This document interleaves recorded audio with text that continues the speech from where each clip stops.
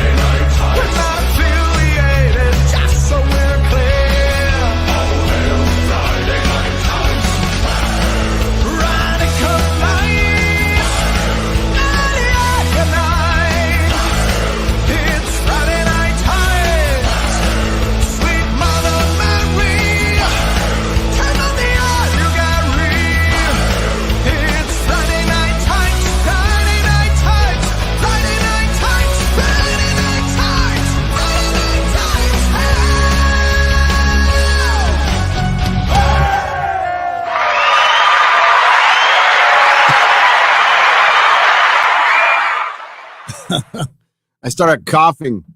It's so abrupt. I gotta get that hit in before the episode. I assure you, I stream sober. Hi. It's a square up. It was supposed to happen Sunday, but I was tired. I was not tired.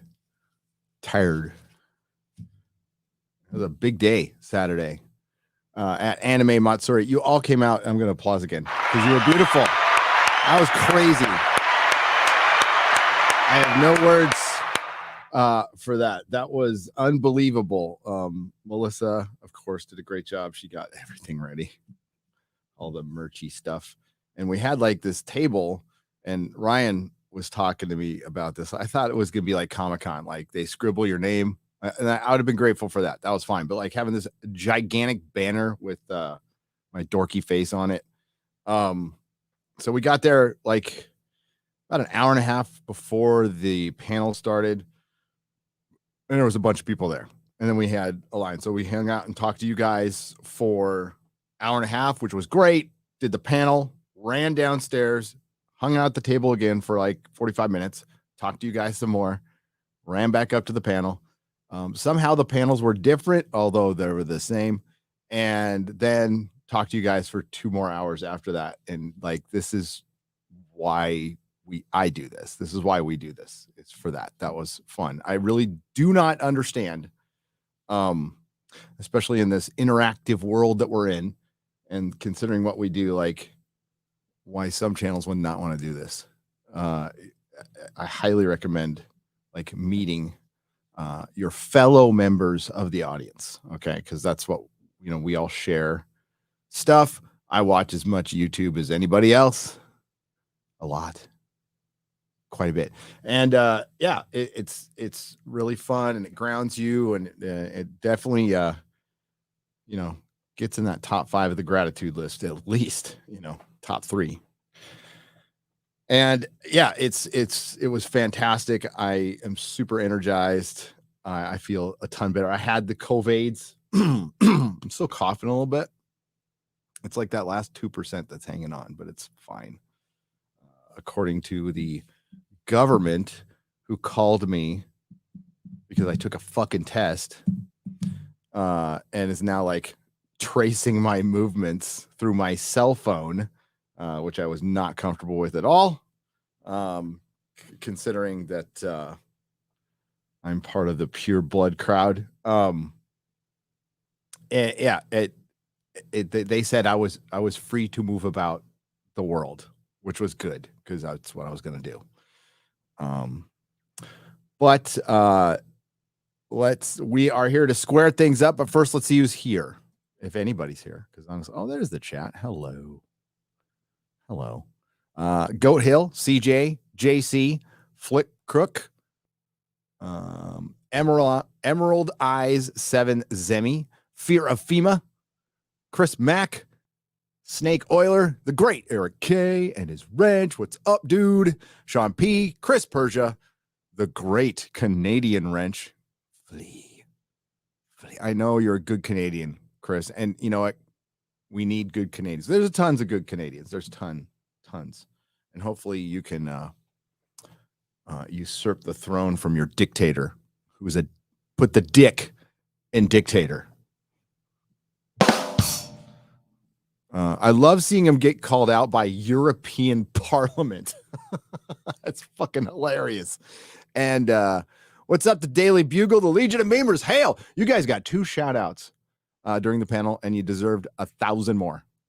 Thanks for entertaining us, like when the show's not on, because you guys never sleep. The Legion never sleeps. Aiken, what's up? Jeremy M, what's up? Mark Lazarth, is Az still doing his square up? By the way, I try not to step on a square up. I was going to do it earlier, and then the fucker put a square up. I'm like, you son of a bitch. British American son of a... No, I'm just kidding. His mom's a lovely, lovely lady. Mrs. Az is a saint. Speaking of saints, Father Christopher Miller. Hail the father. The most savage father on the planet. Grand Muff Twerkin is here. Brandon Blair, Lee, Gawker's Death Rattle. Been around these parts for a long time, that Gawker's Death Rattle. Ages and ages. Not sick of me yet. What's up, Mad Manx? And Mystic Girl 89. I'm just going to assume you're part of the 6.6%. Very exclusive club of lady nerdrotics. Tim F, what's up? This is Tim F. Been around forever. Don't know why you've put up with me this long. So is Larry.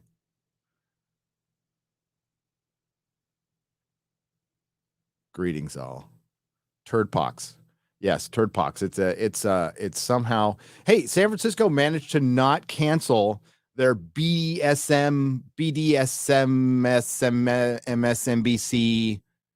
bondage leather daddy Abbey Road, whatever the fuck it's called. Okay, so when Pride got too corporate for San Francisco, then the Folsom Street Fair was invented. When people started bringing their kids to the Folsom fucking Street Fair, that got too corporate too. So now they have like full on pegging in the streets during this monkeypox epidemic that they somehow managed to have. Now, this is the city that shut down public schools so the cowardly fucking public teachers wouldn't get a little cough from the little germ baskets that go to school every day, fucking an entire generation's education. Oh, and shutting down 64% of the businesses, including my wife's, without question. But no, we can't cancel the Pegger Festival where people are pegging on the effing streets of San Francisco. Well, I guess what goes in can come out on the streets of San Francisco, if you know what I'm saying. And no, it's not better in than out. It's just better not out. But they came to a consensus that monkeypox is bullshit. So we're going to continue our monkeypox behavior. Clown world. Fucking clown world. So glad to be out of that fucking nightmare. So there was, is it My Dinner with Andre? Is that the movie? Let me check. My Dinner with Andre. Yep, it's My Dinner with Andre. Okay. So there is Andre Gregory scene from My Dinner with Andre's making the rounds again, where he's basically saying that the modern American city, this is from 1981, is a concentration camp. It is built by the inmates, built and crafted by the inmates, secured by the inmates. So there's pride in it and you feel trapped. It's so fucking spot on, right? So I've never personally been a big city guy. I'll live in it. I've lived in them. I've lived in 3 of them. But I'm like, man, I love those cities. I was never like that, right? I like the thing that's hated the most probably is I like suburbia. I like well manicured lawns and nice houses, little kids riding their bicycles around, trick or treat. You know, the kind of stuff that Spielberg had in Poltergeist, except without the Poltergeist, and E.T. You know, those kind of neighborhoods. That's why I grew up. So it's a very safe place to grow up. Mom told you to come home when the street lights came on, and you went around and did shit. It was how I grew up. It was awesome. It's fucking great. So I like my quiet little neighborhood. I like my quiet little neighborhood here, a little in suburbia. I don't like it when environmentalists show up to my door. When it like, I basically have a doormat that says fuck off. So it's like, I don't want to be bothered. So I yelled at somebody today because like in our very bougie suburban neighborhood, it says no soliciting and don't come to my fucking door, especially, these days. So yeah, got a little crabby with somebody. But I like this kind of living. And yes, my wife and I realized that we were in a prison and we could leave. We could. It's just like having kids. It's just like anything else in life. You're never going to be ready. You're never going to be ready to buy a fucking house. You're never going to be ready to rent an apartment when you're 20. You're never going to be ready to have fucking kids. It's just life. you get ready. Sometimes you get ready later. Sometimes you get yourself a little time, 9 months, to get your shit together. You're never fucking ready. Okay. But we were ready to leave when it became abundantly clear. And we all suspected this. But let's be frank. A lot of us, and I'll include myself in that, just got lazy, didn't pay attention, and the rats permeated all of our institutions. And when they were given a little bit of power, they took it all, and they are not going to give it up. And there's a lot of people who just really trust the system, really take everything for face value. And that is a tough thing to fight. The politicians are there because we put them there.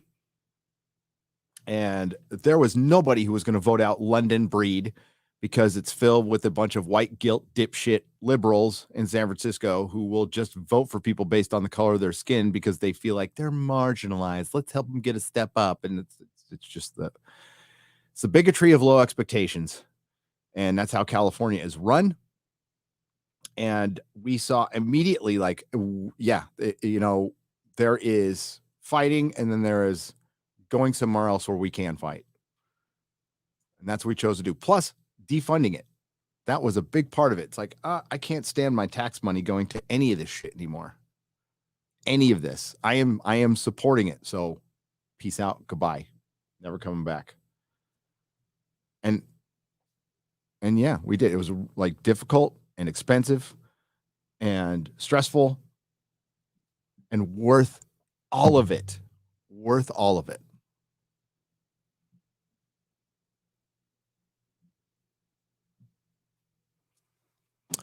So let's get to the questions, ladies and gents. We got $5 right here from Cowboy Shit. Says, did you hear about BattleTech author Blaine Pardoe being released due to his politics? He seems open to being a guest on FNT. I know squat about BattleTech, but I'm aware of the situation. I watched a lot of the live stream with Razor Fist. If we were going to bring him, I would definitely bring him on. I would bring Razor Fist on if you would be willing to come on again, so we can have some knowledge of BattleTech there. So I'm not just tripping over myself with idiocy, kind of like I was such a normie at the anime convention. I'm like, what the fuck are these? Why are these dudes dressed up as French maids? I don't understand. But there was some, like, the cosplay there was next level. Absolute next level. It was clearly younger than a comic convention. I guess this is the second biggest convention. It was pretty cool. But I would definitely have him on to tell his side of the story, because he clearly got fucked over for his political views. And I think sitting on your wallet and not purchasing anything BattleTech from that licensee who did that is perfectly, that is your decision. But that is the quickest way things will change, I believe. Is it a boycott? No, we're not asking anybody to get fired or leave. We're asking them to, what Razorfist said, fix this. And then if you don't want to do that, then people are just going to walk away, and you're going to create a movement that you cannot beat, which is paying customers, pissing off your base. You never win. You never win. Is Disney Star Wars winning? Is fucking Disney Star Wars winning? They come out with another Andor trailer, more seal claps, more people going, oh, it looks okay. No, it doesn't. It's same innocuous statements. This is how the rebellion starts, by having Juan Solo in a paper bag sneaking into a ship. It's like, Disney, you're the fucking empire in this story, and you're losing. Like, you need Andor to energize your Star Wars fan base. The rejects from Rogue One, a movie that's only remembered for its last 2 minutes. By the way, did she bring back the guy they fucking canned halfway through? I can't remember. I can't keep track, and I don't care. So it's a world I don't give a fuck about, characters I don't give a fuck about, from a company I don't give a fuck about. Fuck Star Wars. But yeah, BattleTech will be next. There'll be something else next. Lord of the Rings is the big battleground right now, and we're winning that one. We're absolutely destroying on that one. by the way. I think I saw somebody today wanted to start a hashtag LO or Peter Jackson LOTR on the 2nd. I'm for it. I'm for it. Like anything drowning out Rings of Power. The fact that it's premiering on the anniversary of Tolkien's death is disgusting. Absolutely disgusting. And here's the word I got on that. I don't know if it's true or not. They didn't realize it. And they can't change it. Which I think is probably the single worst answer you can hear. So nobody's asked the showrunners that. Or Lindsay Weber from Bad Reboot. If anybody out there in the Access Media has a hint of having a piece of a testicle left, you need to ask that question. You need to ask that question. But they don't. Impute latency? I don't think I pronounced that right, and I'm sorry. For $5. This is on the donation side. Again, this is from the 500K, 50K. God, it's been a long time since the 50K one. Celebration. Hail to the Nerdrotic Discord peeps. Hail to the Nerdrotic Discord peeps who are doing a watch of a rewatch or reread of The Two Towers. I just barely saw the tweet today. Like, I love that you guys are doing things on your own. That's fucking awesome. That's what it's there for. Have fun. Go have fun. The fellowship you fostered is awesome. Hope to meet everyone in person at some point. Grats on 500,000. Here's to 500,000 more. I'll keep praying for you, man. Nobody's a lost cause. God bless. Cheers. That's that.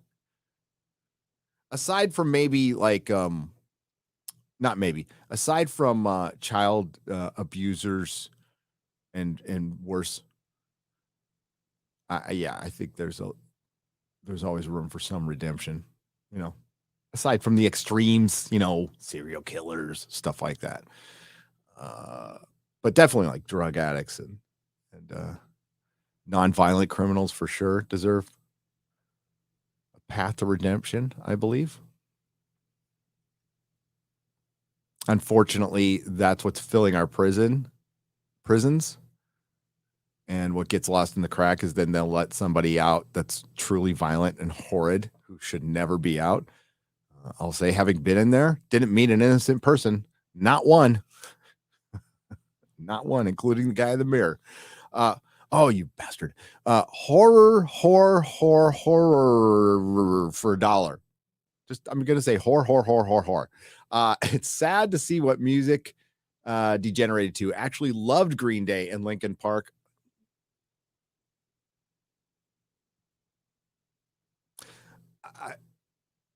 We all love different things. I'll just say that. But the terminal TDS was too much.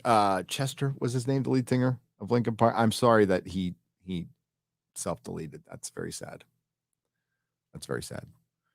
If I had to choose between the two, I'd probably choose Linkin Park because I thoroughly dislike Green Day. Which bands and albums would you recommend to really take a deep dive into true punk? Also, started to read Dark Horse Star Wars comics. Love them. They're fucking great. They're great. Okay, so true punk. Jeez, everybody's got their definition of true punk. Okay. True punk to me has always been anti-authoritarianism. That's what it's always been. But it started out as basically, it's what Malcolm McLaren stated. It's a fashion. It's a fashion. But true punk, Iggy and the Stooges, Ramones. That's where you start with true punk. Iggy Pop and fucking the Ramones. And there's a reason, like, I shifted to metal, like in my later punk day. I still like was full punked out, but I was listening to mostly like the most egregious thrash metal you could possibly think of because I thought, well, the playing was better. But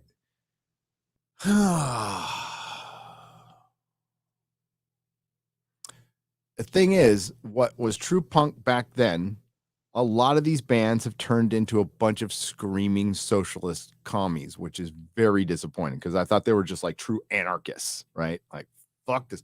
Like, I don't know where you go from anarchy to like a collectivism, state-sponsored collectivism. I just don't know how you get from point A to point B on that one.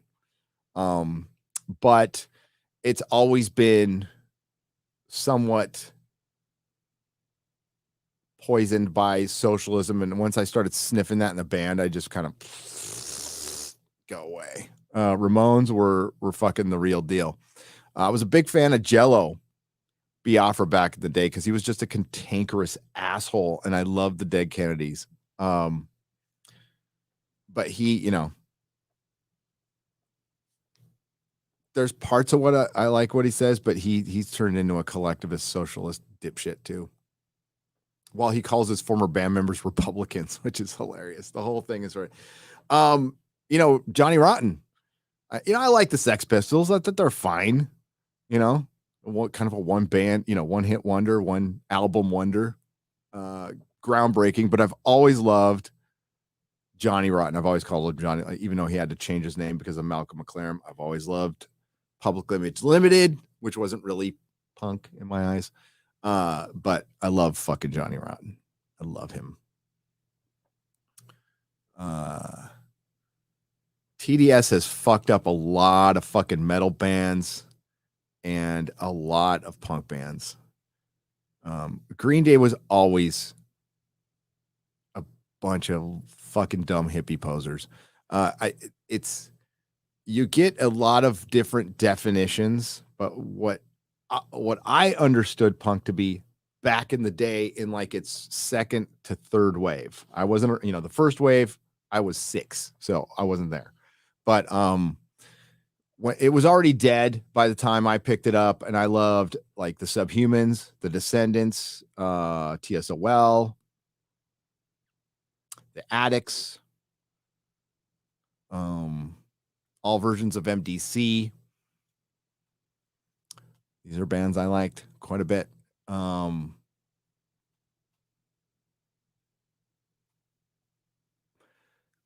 liked the Misfits, but Danzig was just better.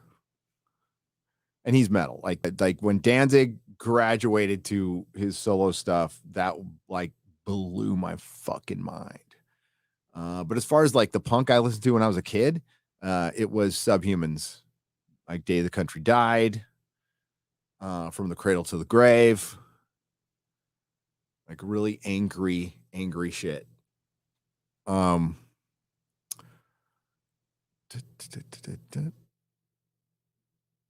Dick. I think the Subhumans are still like rolling around. They were 10 years ago. They were like playing like Santa Barbara, like Santa Barbara College. Like at UC Santa Barbara, they would play. I was like all the time. It's like, why there? Why the Banana Slugs? No, that's Santa Cruz. Who in the fuck was UC Santa Barbara again? I forgot what their mascot was. But yeah, I watched Social Distortion. Big Social D fan.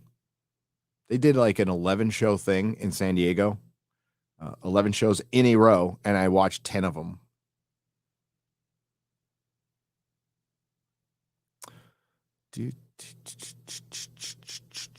GBH. I like GBH. And Doggy Style. I don't know if anybody remembers Doggy Style. They had the best album cut. They had a green picture disc of a bunch of people doing it Doggy Style around the hole. I have it somewhere.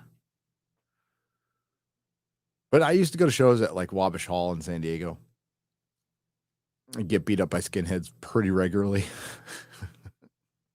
I can laugh about it now, but it hurt back then. It hurt my pride mostly, but then physically it did hurt too because they were just bigger than me. Daniel for $5. We are Gen X, not boomers, but you make that hard to defend when you completely miss my $100 super. Holy shit, Daniel.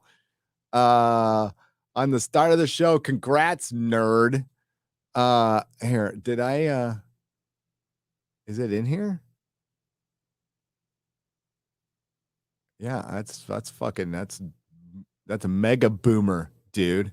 It's not even on. I must have read it, right? No, there it is. Congrats.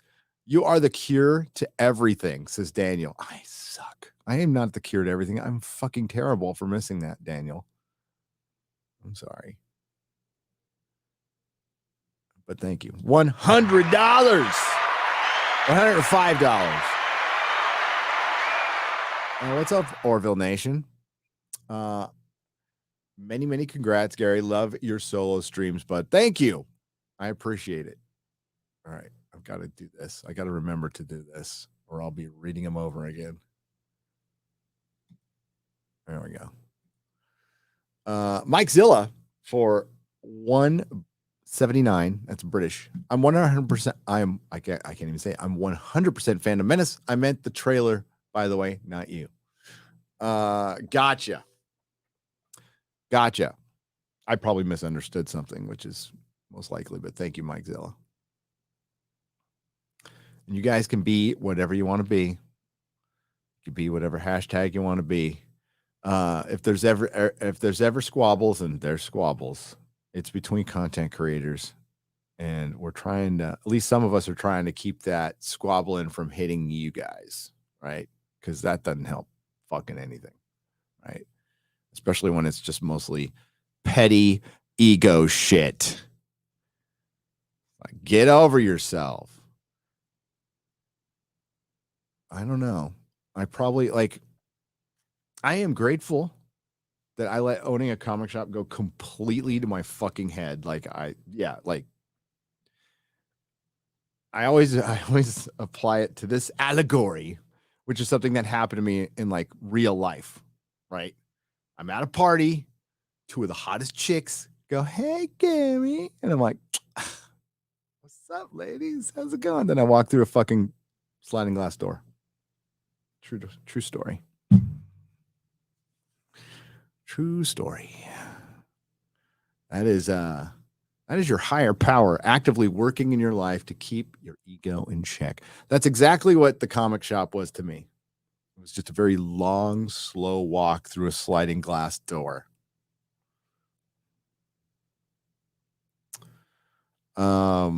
Brightest Day for $2. Iron Fist is okay. Gentlemen, use the copper shocker. Iron Fist. Okay, what is that in relate? Brightest Day. Explain what you were talking about if you're in the chat, because I'm lost on that one. Iron Fist was fucking terrible. The show was terrible. The comic was good. I was fine with Fraction for a little while until oh yeah, totally. By the way, hang on. I see you in there. Yes. YouTube will listen to me. Free Ricada. No peace until we have Ricada Law live streams again. Fuck it. I have played with this idea. It's probably a bad one, but if he's not up soon, I'll let him use my channel. Nick, you can use my channel. I'll give you you get all the proceeds and everything. I'll regret that, but I don't care because I love Nick. So there, invitation's out there, buddy.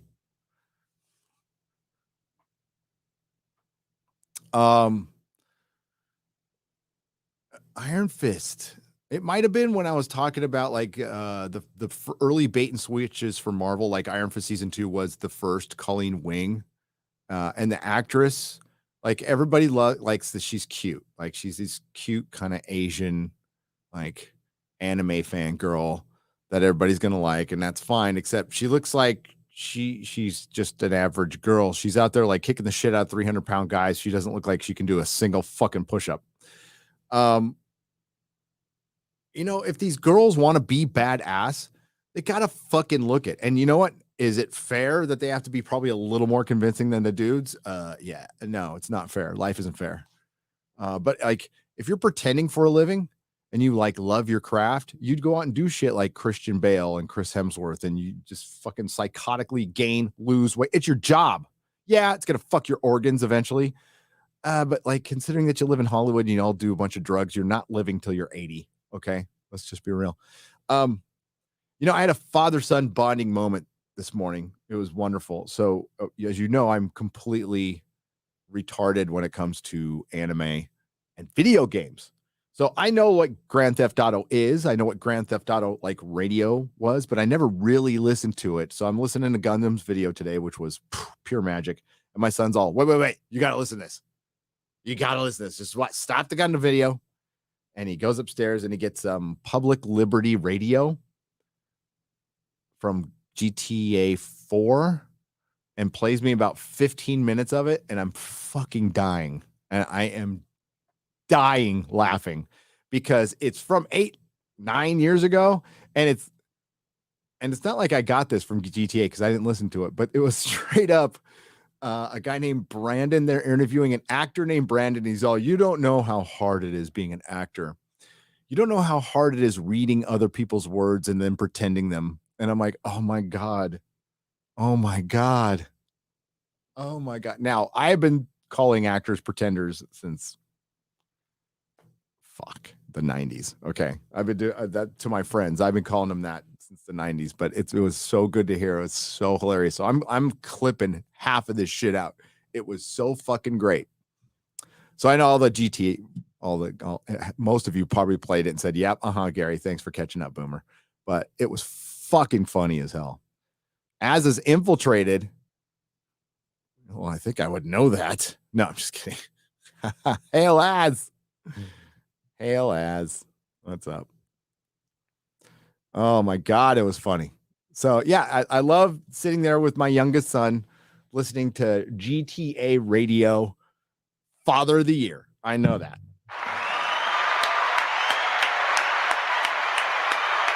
And then, of course, we ended with the obligatory, don't tell your mother you're listening to this. Yes. Digby Strawbridge for 20 British pounds. That's proper money. Congrats on 500K, Gary. Keep speaking up for the fan and pointing out that the Emperor has no clothes. I will keep doing it. I just didn't think I'll back the fan forever. Don't worry about that. But the Emperor has no clothes on thing, I didn't think it would take it's been 6 years since it's happening. I've been speaking out for 4, to be fair. It's going to take about 4 more, maybe. Thank you. I appreciate it. Digby. Night King 01 for $4.99. I'm reading the Lord of the Rings books for the first time. So is Tom Bombadil a Iluvatar or the Nazgul bribing for info is funny to me. The Nazgul, yeah. I mean, like Peter Jackson. I mean, it was written in the fucking 40s. So yes, the Nazgul bribing for is funny. And what was it? The gaffer? Is it the gaffer who's like talking back to him and shit? It's funny. You're no friend of Frodo. Get out of here. Like that shit's funny. Tom Bombadil is it could be a couple of things, but the one thing I have heard that makes the most sense to me is he is a little bit of what's left over from the Song of Creation. He's just a little byproduct of the Song of Creation. Or he's more of a being like an ant, but that's the way I like to interpret it. But there's many interpretations. I'm sure the scholars will tell you that he's a black lesbian now, but he's not. He's not. But I think it's probably a really good idea to leave them out unless you're going to, like, if we return to a sane world someday, say 3 decades from now, and they decide to make like a proper Fellowship of the Ring. That's probably a TV series. Then you include them, and all a bunch of other stuff. That would be great. That would be great. But like, just to prove the idiots wrong, like, I don't have a problem with changes if the end product is good and still in the spirit of Tolkien, in my humble opinion. Now, I told the story, I think at the last live stream. My wife and I sat behind a guy who hated the fucking movie. When I finished watching Fellowship of the Ring, I had kind of low expectations. So when I finished it, I'm like, I just watched a classic. Like, this is going to endure forever. I knew it then. And the guy in front of me fucking hated it. The worst fucking thing he ever saw. And like, I couldn't argue with him because of the focus on battles and da-da-da-da. You know, it's like, yeah, Tolkien probably wouldn't like that. But I liked it. So there it is there. I liked it a lot. As a matter of fact, The Hobbit is playing right behind this camera right now. I have way more problems with this. But I'm okay with I'm okay with changes as long as it's in the spirit of the Tolkien and ultimately it's good. And objectively, the Peter Jackson trilogy is not just good, it's the greatest trilogy ever made. Period. And I think that's all what fans expected. But when the showrunners, and like, I think it was J.D. Payne. J.D. Payne and Patrick McKay are puppets. They're puppets. They're being told what to do. So I have a certain amount of basic human sympathy for them to a point. And during the question and answer, when I was doing the breakdown for my last video, and I'm going through, and I watched those things 5 times each to make sure I'm hearing every question right, to make sure I respond to that I'm not taking them out of context, you know, being fair to them when they're not being fair to us. And I saw J.D. Payne was like, yeah, I've been doing this for 4 years, and this is the first time basically he's in a place where things were friendly. And he looked genuinely, humanly distressed. And I felt sorry for him. I had a little tug on my black heartstring where I felt sorry for this guy. I'm like, fuck, it must fucking suck. It must, except for when that giant paycheck that you're going to be able to live off of for the rest of your fucking life. And you're selling out Tolkien to do it. Yeah, that might feel like it's a little pressure. It should. So the only thing we can appeal to is the higher ups at Amazon to completely redo this fucking series after their shit season 1. Because we're getting it for, or it will be Star Trek. It will be fucking Star Trek. And no matter what Paramount says or Kurtzman says, or the same 10 dipshits on fucking Twitter who want to give Picard season 3 a fucking chance, nobody watches it. Nobody watches Star Trek. It never trends. It's never in the top 10 of fucking anything. They tried to push that shit on us before, and I would be here every fucking night when a new Star Trek episode would air, and it would never trend on Facebook, Twitter, Instagram, anywhere. And the most accurate place to go if you want to see if something is popular is fucking YouTube. As pissed as I am at fucking Game of Thrones, dude. It's Game of Thrones. There's an interest. There's a basic interest. Nowhere near what used to be, but there's a basic interest in curiosity about House of the Dragon now. You figured there would be. That's fine. I don't think it'll ever it won't catch on. Honestly, the Jon Snow thing will probably bring the normies back more than anything. But and they know this. They know this.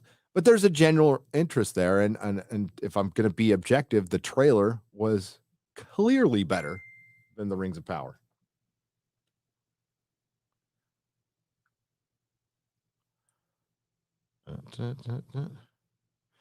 Thank you. Mrs. Nerdrotic is a good person, because I totally would have forgot. So I'll get to that in just a second. Where was I? So, Rings of Power, they've been lying to us. They've been fucking lying to us. And it's probably distressing to lie to people and be caught constantly. Yeah, I'm guessing that's a little distressing. Stop lying. Just fucking stop lying. Amazon, you if you want to listen to us, fire Lindsay Weber. Fire her ass right now. She's a useless idiot from fucking Bad Robot, and she will just end up destroying your entire series and your entire investment. If you listen to anything I say, get rid of that woman right fucking now. And maybe fucking beg Tom Shippey to come back and Peter Jackson in some kind of consulting role, or Philippa Boyens, even better. If you need to have a woman, that's the woman you should be asking. Otherwise, you got fucking Star Trek on your hands. And I don't mean old Star Trek. I mean Kurtzman Trek. A franchise in franchise name only that nobody fucking watches. It's a big fucking ruse. And now that the investment capital is gone, you will see that thing fucking leave and be forgotten the way it should. I would guess in the next couple. I would guess after Picard season 3, you're going to see some big changes. You know, those big changes should have happened after the second episode of Discovery. But now we have an entire era of shit Star Trek. Do we want that for Lord of the Rings? No. Okay, I have to keep a promise here.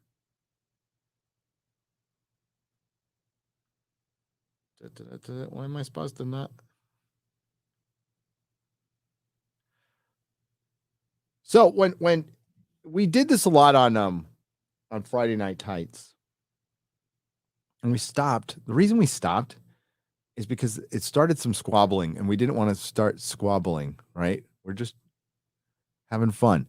So if a channel is close to like 1,000 subs, you know, we can, I definitely will shout you out. Because I mean, it's fun. It's fun to get somebody to 1,000 subs, and then you get the hours, then you get monetized, and you can make a couple of bucks for your hobby. It's great. It's fantastic. And we're happy to do it. If we remember, if you get our attention. My attention's tough, but like, and we'll do it a lot more in the future. But yeah, I didn't like the fact that people were squabbling, but that's not going to stop me from doing it. So there is a channel. Hang on. All right, that's really close. So, you know, if they're like within the realm, I usually try to like shout it out. It's up to you guys, you know, and then it's up to that channel to keep you there, you know. Let's see where it is.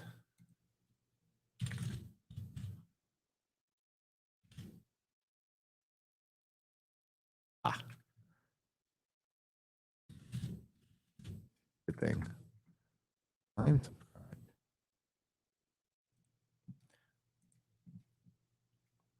So hang on. Going to share my screen here.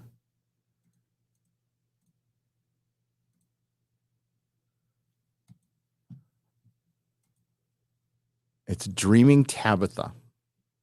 You might know her from our sphere. Not an uber culture warrior, just likes to draw and do fun stuff. She's at 886 subscribers. So X-Ray Girl isn't here to do the math for me.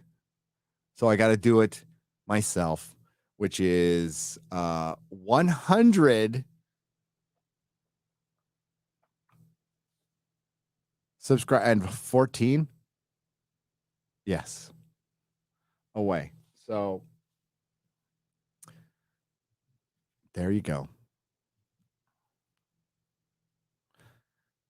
and I will put the link in the description. If you were so kind, do a kindness for somebody and you'll make somebody very happy.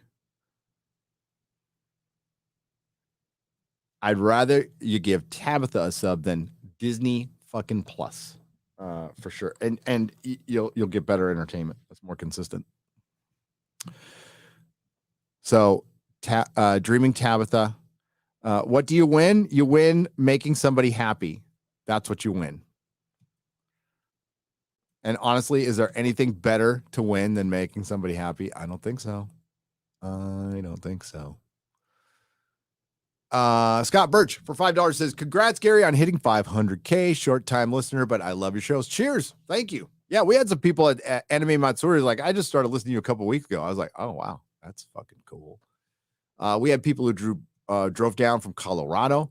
A gentleman came from Anchorage, Alaska. Anime Kemi came from Maryland. What's up? Shout out. Drove from fucking Maryland. Had 3 or 4 days off. That's it. I hope he got home safe. I hope you get home safe. Nelson Valdivia for $2 says, congrats, Gary, on your videos.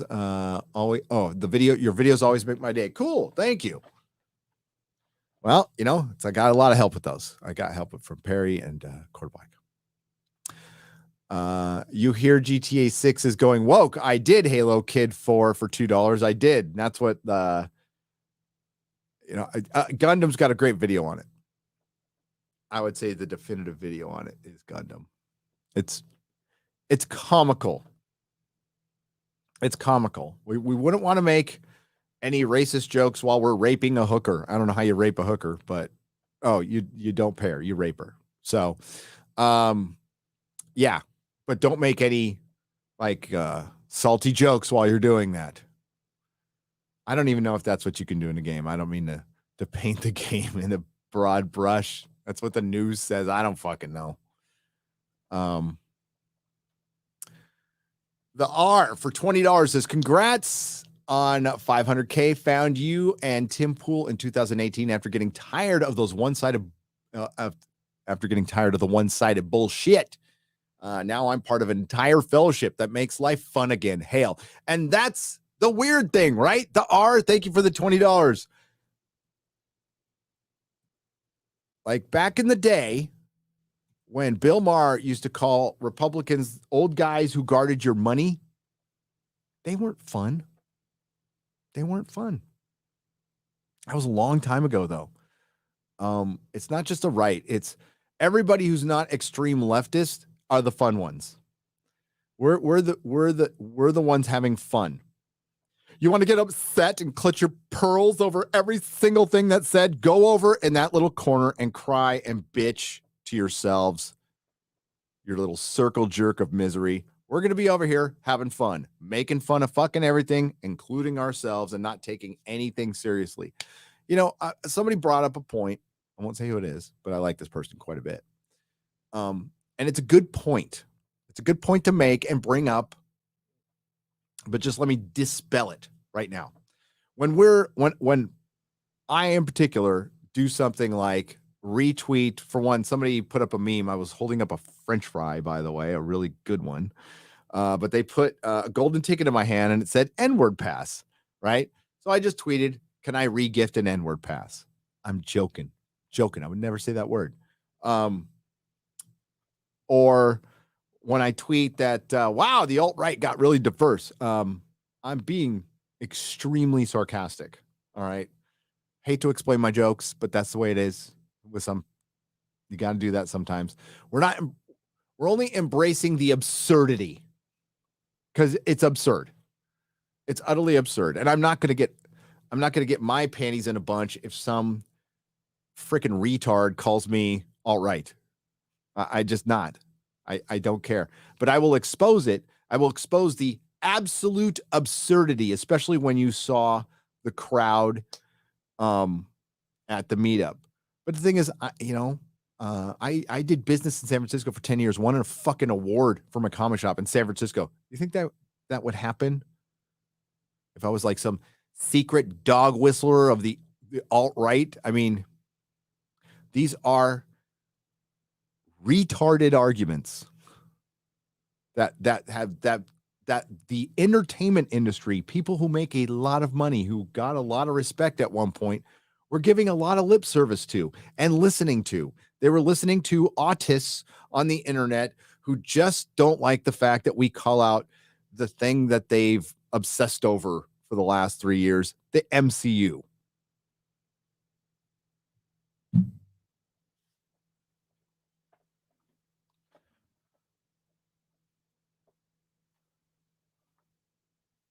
And that's why I don't get into squabbles, because I understand that, that's probably a 15-year-old kid.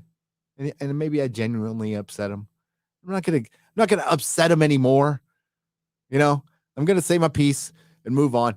I am still getting flooded in my mentions today over a tweet I literally forgot about until this morning.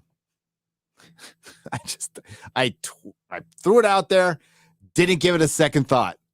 It was low-hanging fruit. It was another opportunity to say, to give shit to Miles Morales, and I'm just like, and then I forgot about it. And it was like, I think that the guy asked, like, if you could do a what if story, what would yours be? And I'm all, oh, there's another opportunity. What if Miles Morales was Spider-Man? And knowing that it would just ruin people's days. And it's like, wow. Days. Plural. Don't, like, if you don't want me to win, then don't fucking fill my mentions full of your anger all day that I just chuckle at and forget about. Or don't let anybody do that. That's called giving me the power. I never took it. I don't have it. Okay? It's you, not you in the fine audience. You, little weirdo on Twitter. You're giving me like tons of power. I mean, thanks. Don't want it, but thanks, I guess. And everybody else. Captain Rogers. Captain America. Steve Rogers is Captain America. Sam Wilson's Falcon.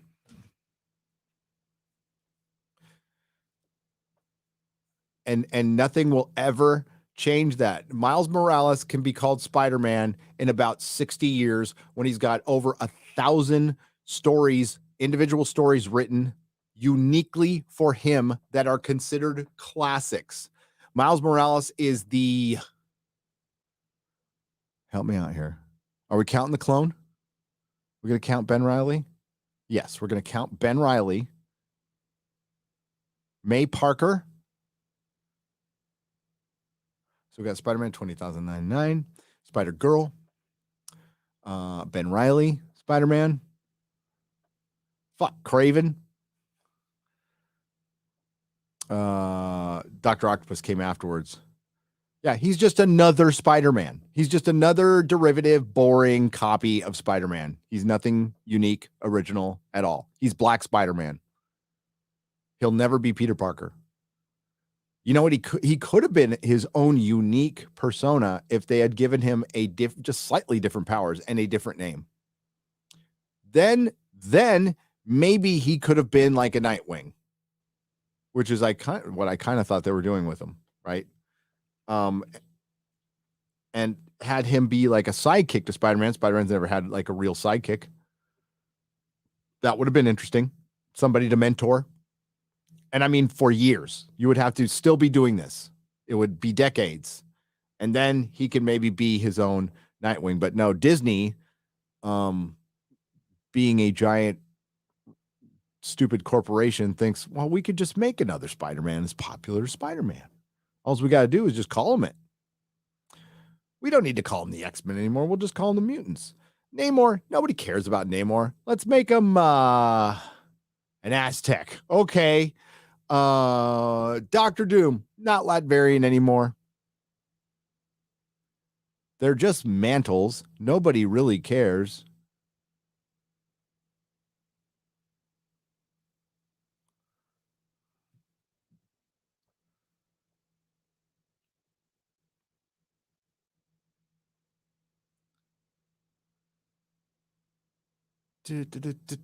Night King 01 for $4.99. I always thought the more interesting Targaryen story was the Blackfire Rebellions. I agree. We get to see the Golden Company formed and all that. Yeah, and we can all do that during Dunk and Egg, which are, quite frankly, the second best stories from A Song of Ice and Fire are the Dunk and Egg stories. They're very good because they feature Blood Raven, who's my favorite character, by the way. My favorite Targaryen. He's also a Blackwood, but a bastard. He's Elric, okay? Blood Raven is Elric. Brynden Rivers. Yeah, the Dance with the Dragons. Here's the problem. Jane Theory put this most eloquent in it. I'm going to paraphrase it and make it sound dumb, but I don't mind the story because the story's pretty evenly handed. Like the women are everybody's horrible. I would say the least horrible person is Corlys Velaryon. The least horrible person. And then they Gary sued him up to get him ready to be the Black Targaryen in House of the Dragon, which is utterly ridiculous. And we're not supposed to call it out. We're not supposed to call out their bleach blonde fucking hair. What? Just make them black then. You don't need to have I think they'll lose. I could be wrong on this one, but I think they'll lose the blonde hair in the second season. I think they'll lose it because it's stupid. If you want to make them Valerian, fine. You know? Somebody in Valeria went to the Summer Isles, got busy. I mean, that's the stupid thing is George's World really thinks of this stuff, just like Tolkien did. So it screams of some producer or something. I don't fucking know. But it's honestly minor. It's except for the whole paternity bastard issue, which will come up in this show because there's supposed to be a question with some certain babies. And there won't be any question.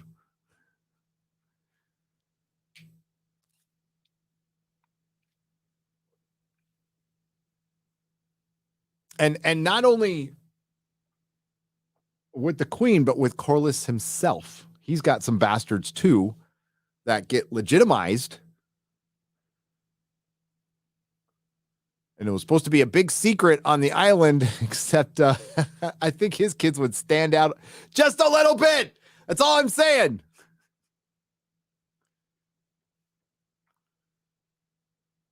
Gandalf on an island full of pale ass white people.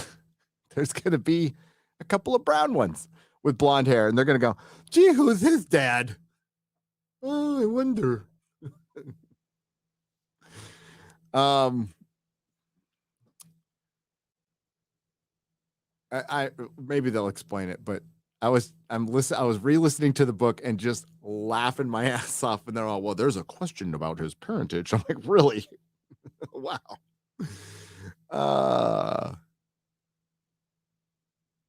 Night King, I would rather see, I think they're talking about a Dunk and Egg series. You know what I'd like to see? Winds of Winter. I don't give a fuck about anything except for Winds of Winter. Poor Jon Snow is bleeding at Castle Black for 11 years. 11 fucking years. I usually make a video on the anniversary and I just stopped. It's been so long. I'm sure you guys noticed. But the anniversary of the release of A Dance with Dragons passed this past July 12th. So 3 weeks ago. It's been 11 years. And George just started writing the book. Oh, he's got COVID, by the way. COVID was raging through San Diego. I guess all those masks didn't really fucking help, did they? And by the way, everybody's over it by now. No hospitals are filled up with people on ventilators. Everybody's fine. There might have been a little monkeypox outbreak. I'm not sure. It depends. Was there a furry party this year? I can't remember. 32 flavors of Nick Weiser for $2. Congrats on 500,000. Huge. It's surreal. Thank you, Nick. It's surreal. You know how I celebrated? I was making a video. I was making a video and trying not to be sick. Gandalf identifies as a white wizard for $5. It was great hanging with you and the Mrs. and Quarter Black at San Diego Comic-Con. Hall H was barely 2/3 full on Friday for the girl power of the rings. Is that true? So they didn't fill it like they said they did. They said 7,000 people were there, but if it's only 2/3, and for one, unless they've expanded that hall, I think the maximum was 5,400. 5,400. And if Hall H was a barometer of anything, Snakes on a Plane and Serenity would both be two of the highest grossing films of all time. The latter, I love that movie, by the way. I fucking love Serenity. I think it's a great movie. But they screened it too much. But if you went to San Diego Comic-Con in Hall H, it was the biggest thing that year. The biggest thing. Hall H doesn't mean shit.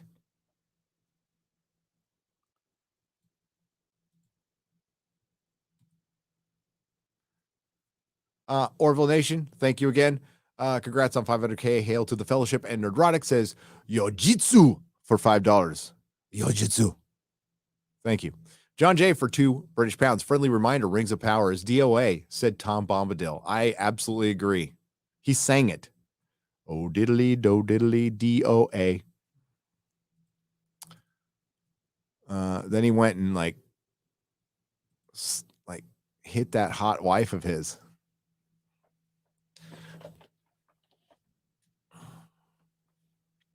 Marty Gray for £5. Hey, Gary. James Bond's back in the news. Seems Q made him a new bathtub. Bubble 07. Oh. I don't know if I should ban you or praise you for the dad joke. I'll praise you.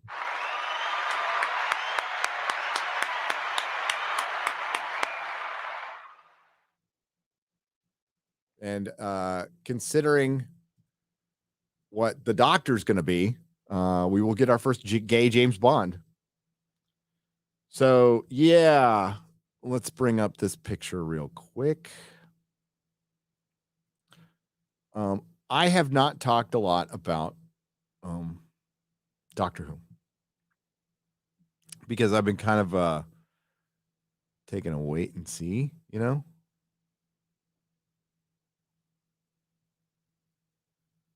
Where did that picture go?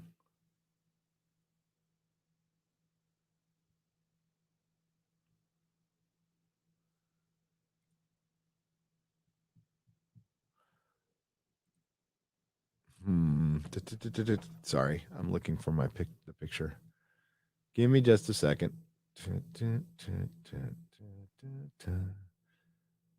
it is, right there. There it is.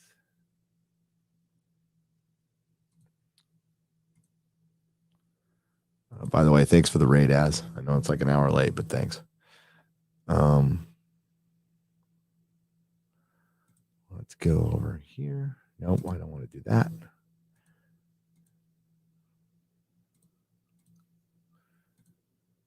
Here we go.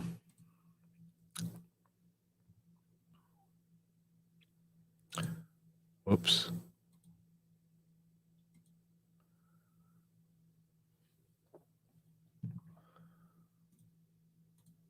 All right.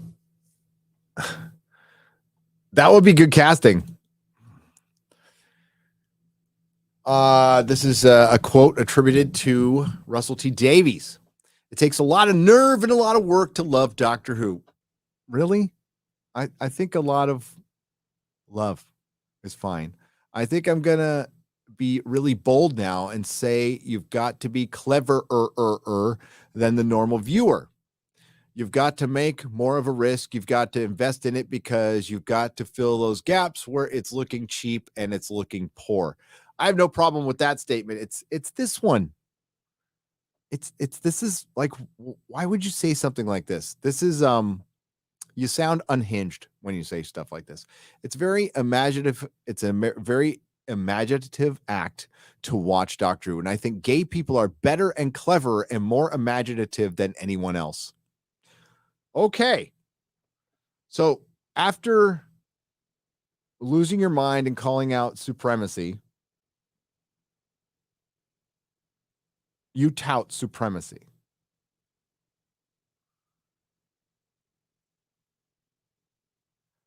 You tout supremacy. I mean, I don't know. Was the creator of Doctor Who gay? I don't know. Maybe he was closeted. Who knows?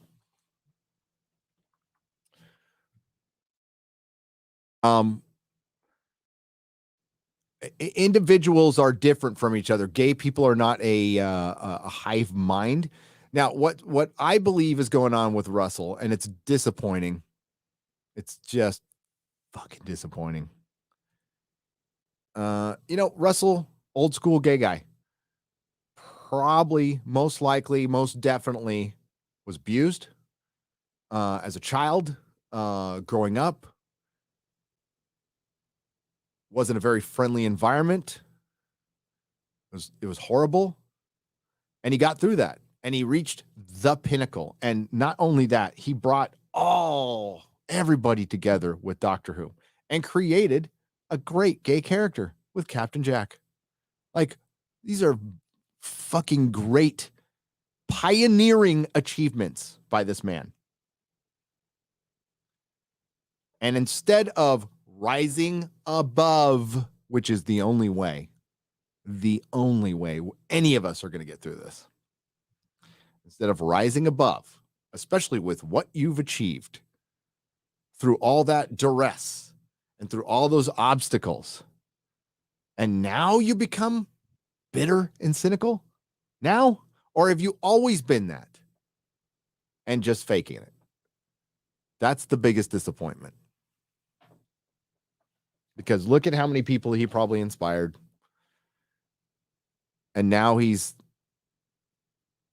touting this really weak, insecure sounding shit.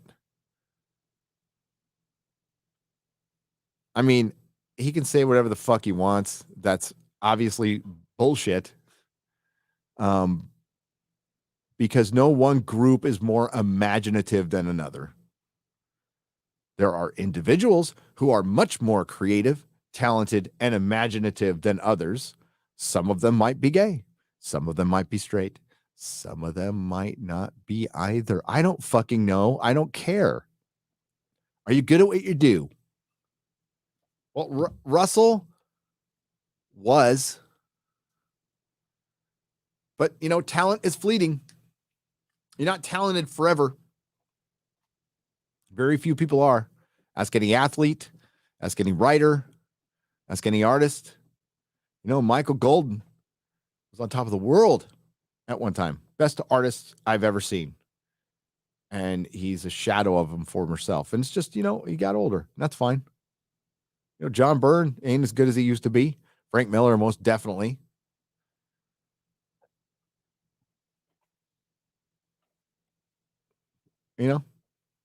People have their highs and their lows and their peaks. And I think Russell T. Davies is going to prove once again that you can't go home again. Doctor Who is dead. My mind has not changed, will not change. I have stayed quiet because I just wanted to see what Russell would say. And every single thing he's said has proven to me that he is nothing but a bitter, bitter dude. And it's really disappointing. Will it change what I saw before? No. Is this thing DOA? Yeah, it is. It'll be just like Jodie. There'll be some interest, but if they make, like, Shooty could have had a chance if he'd have played it, and I'm sorry for lack of a better word, straight. If he played a doctor, an asexual doctor, I don't care what the guy does in his private life. I really don't. Is he a good enough actor to play it straight and be a doctor? That remains to be seen. I don't think so. I think he's only able to play shooty. I think he's one of those actors where he's just going to be playing himself. And RTD played Sony. And the BBC's probably in full agreement, but they got a bunch of license fee up front based on Russell T Davies having his name on it, and they're going to fuck those companies over because they're going to be making Doctor Who for a very small audience again. There will be curiosity up front. Will it be better than Chibnall? Well, I think Russell T Davies, even bad, is better than Chibnall. But if it's going to be filled with a bunch of one-sided, heavily politicized rhetoric, nobody's going to want to watch it. People are just fucking over it. And for Doctor Who to be a success, a worldwide success, it needs to be a success here, which is something I never wanted Doctor Who to need. But that's just a fact. It's going to need to be successful here. And I promise you it won't be. Even if it was like the greatest thing he's done, the chances of that happening are very slim. Once we Americans are over something, we're over it.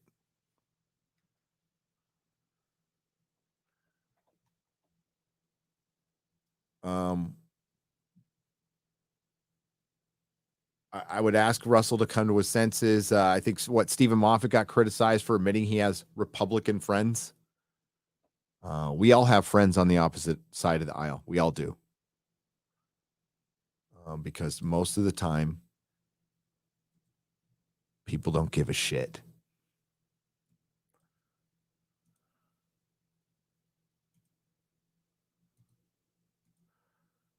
I think the Moff does what he has to do to keep his job. I haven't seen the Time Traveler's Wife. It's probably woke as shit. Has anybody seen it in the chat?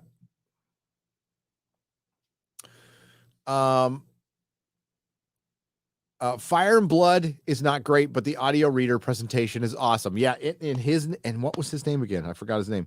He's pretty good. He's no Roy Dotrice. James Wangi for 1,000 Kekistani pesos. I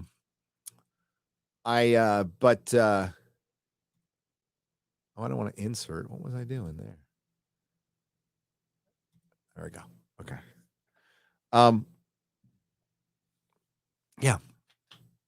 The audiobook's fine. It was good.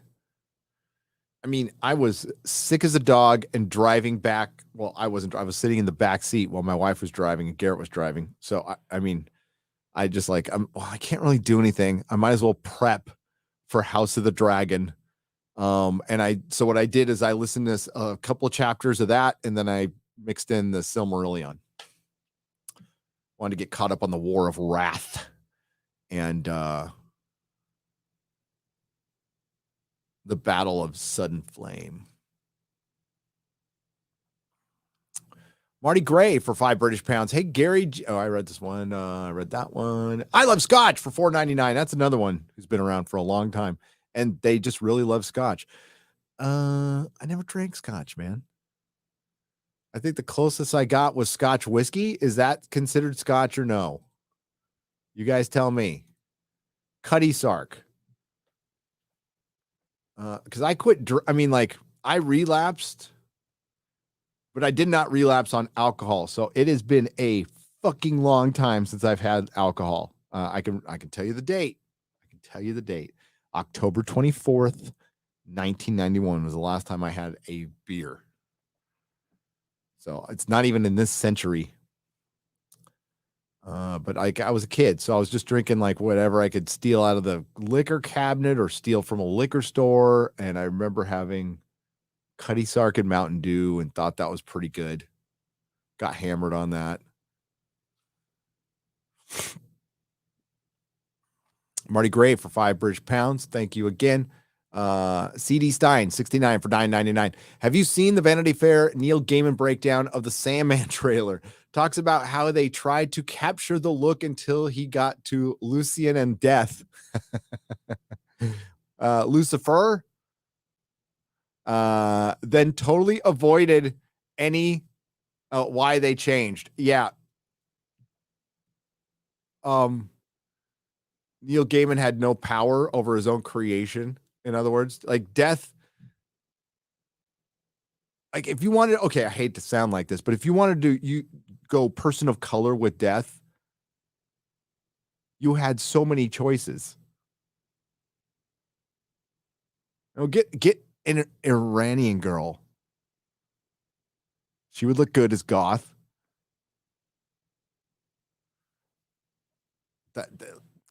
What? But Jenna Coleman taking the place of John Constantine takes the fucking cake.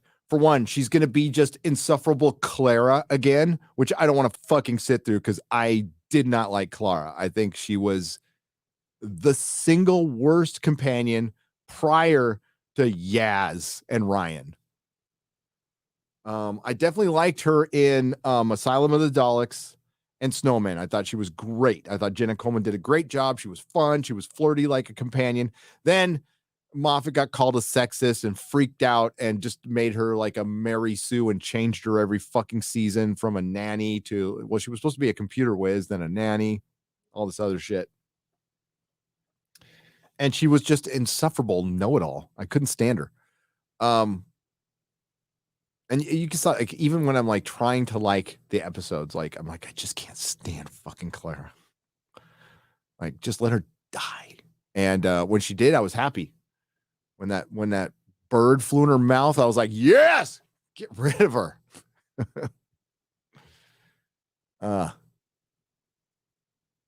But taking the place of John Constantine, it's like, oh man.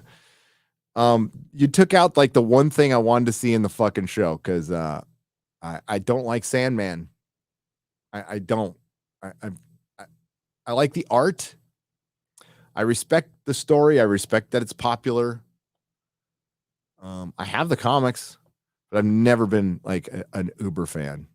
I much prefer Preacher.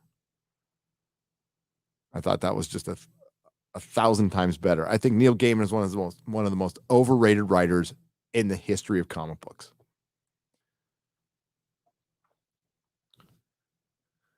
That's what when he went to George R. R. Martin's house to talk to him about ending stuff. I'm like, are you fucking kidding me? This guy writes like a book a decade, and they're like comic books in novel form.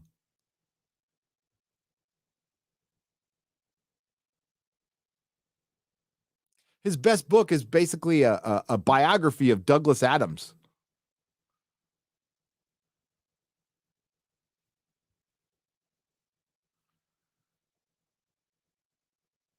No, honestly, his best comic book, in my opinion, is Books of Magic.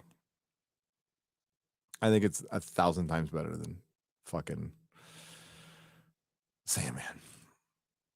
But I know that's not the most popular opinion in the world. I don't care. But I would have been totally interested in seeing the show. You know, I saw Good Omens, and I love the performances in that. But the story left me a little. I think they're making a season 2. Are they? They doing a season 2 of that? Yeah, I definitely like Good Omens better than I like Sandman 2. I think I liked American Gods better than Sandman. I think I liked everything better than Sandman. Fables. That was good. That's not Gaiman, but I love Fables.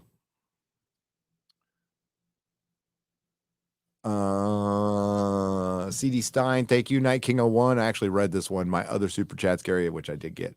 Zatras.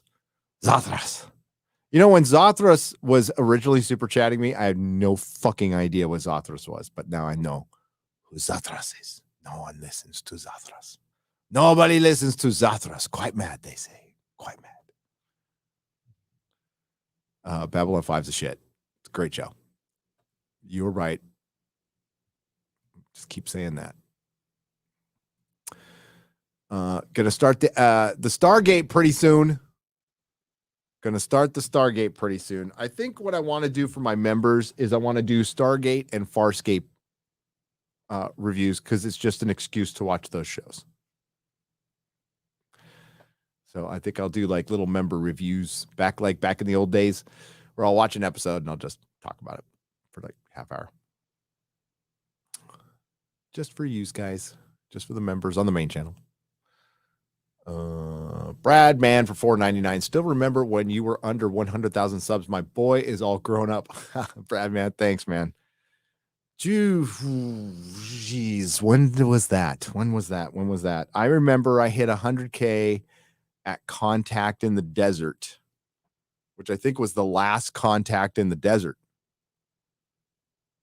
That's right, it was. Does anybody know what happened to Contact in the Desert? Does anybody in the chat know? It was like UFO Lollapalooza. It was fucking awesome. It was that Joshua Tree. It was like these outdoor arenas. I loved it, and it stopped. I don't know why it stopped, but I've actually emailed them and never gotten back. Like, guys, when are you coming back? I want to go. My God, that's how long COVID has been going on. Because I remember I hit 130,000 at New York Comic Con. I don't know why I thought that was a big deal. It's a big deal, by the way, but I can't remember why I thought it was a big deal. And that's when Joker came out, and we were running around Comic Con. Quarter Black was there, Jeremy was there, and I did a review from my hotel room till 4 a.m. Just a little like non-spoiler review of Joker. That did pretty well. I ended up doing, I got over 100,000 views. I was fucking stoked. God,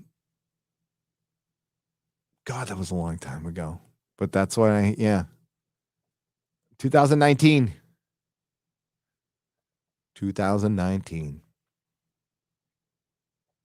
And that was like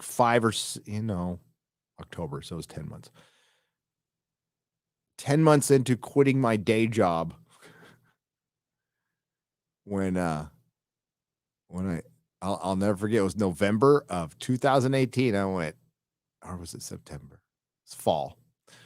I went, Melissa, I think there's something to this YouTube thing. I think I'm going to try it. I'm going to quit my job with full benefits, full vision, full dental, full medical that we don't have to pay for because I'm working for Tesla. Like, easy fucking job. Like, I'm getting paid and it's pretty fucking easy. The hardest work I have to do is like go pull tires. Right? Which way I actually like because it had me like super in shape. I was like pulling tires every day. And I did have to put up with a manager with a fucking ponytail who was like, everything I hate in the world. But which made it a lot easier to quit. So she was very understanding and she said, yes, you're crazy. But I said, if it doesn't work in 6 months, I'll just go back and get another parts job. Maybe one that I don't have to cross the Golden Gate Bridge and pay $10 a day for. But it worked out so far. The new lead of the Fallout series is female. Ugh, says Craig Road Jr. for $5. Yeah, my son's not happy about that. And by the way, you know who's running that? You know who's the showrunners? Same showrunners as Westworld. Lisa Joy and Christopher Nolan's brother, Jonathan Nolan. Now, if it was just Jonathan Nolan, I might have a little hope. But considering that Jonathan Nolan has fallen into the Harvey Weinstein Me Too cesspool or quagmire of creativity, I'll call it the quagmire. I like that word, quagmire. Everybody's going, oh my God, season 4 of Westworld is so good. No, it's just not as shitty as season 3. It's shitty. It's worse than season 2, which sucked. Of a show that had probably one of the best first seasons of television I've ever seen. And it should have just stayed that way. And what they're doing is they're retconning everything. They're retconning damn near everything. But I was watching season 4, and then I saw a generic woman of color show up in her generic post-apocalyptic generic motorcycle with their generic diverse post-apocalyptic and desert generic fucking futuristic thing. It's like, for fuck's sake, I don't care if they're all white either. Just I'm so sick of Mad Max-ish generic dystopian fucking future shit. Mad Max did it the best. Nobody's ever done it as good as Mad Max. Stop redoing it because it's cheap.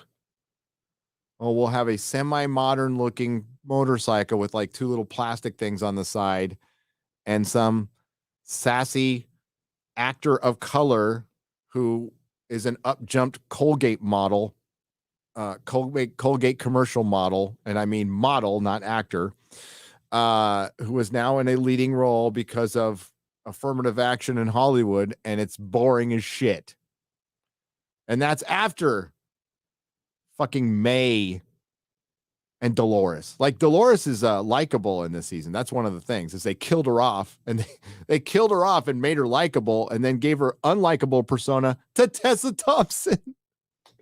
So they put bitch face in blackface. It's so fucking funny. You can't make this shit up. They put bitch face in blackface. They made Tessa Thompson a woke white woman. I'm not kidding. Because they didn't want the woke white woman to look bad. So they gave it to the black woman.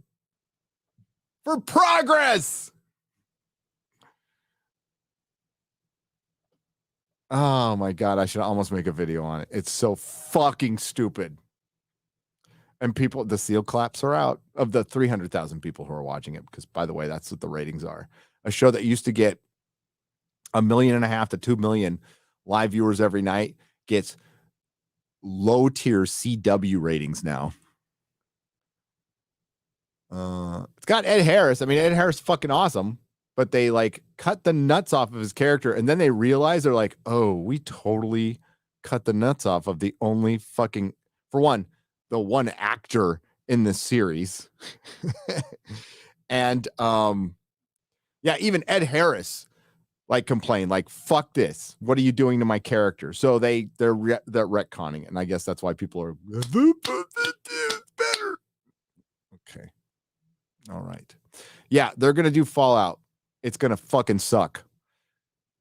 And all these showrunners stole a bunch of money. Like, these worthless, terrible showrunners from the last few years got caught up in this venture capital.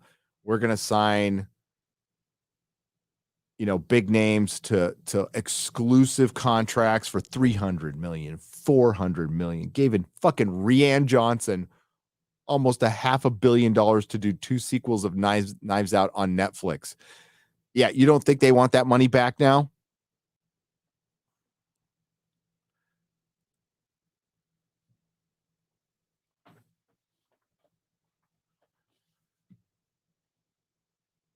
Yeah, the next 2 years are what will be what we've been talking about. We're like, this is not sustainable. Woke is a luxury.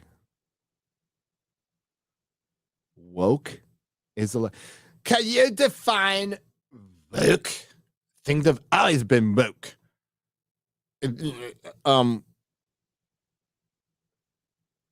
No, they haven't. It's a new word. Star Trek has always been political. Well, sure. If you see like being pro-racism as political, see, that's the one thing the old Democratic Party was, and the ultra leftists are. but none of us are pro-racism. So I don't know what political side you're actually talking about.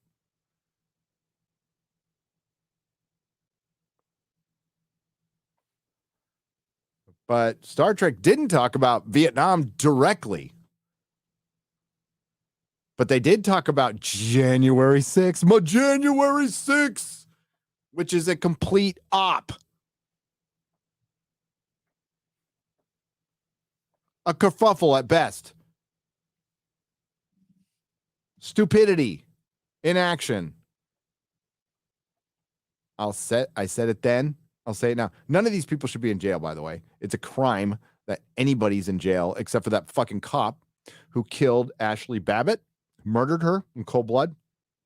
But anybody else should be out of jail. Should you have walked in the Capitol when they let you in? No. You were being dumb. You were being led right into a trap.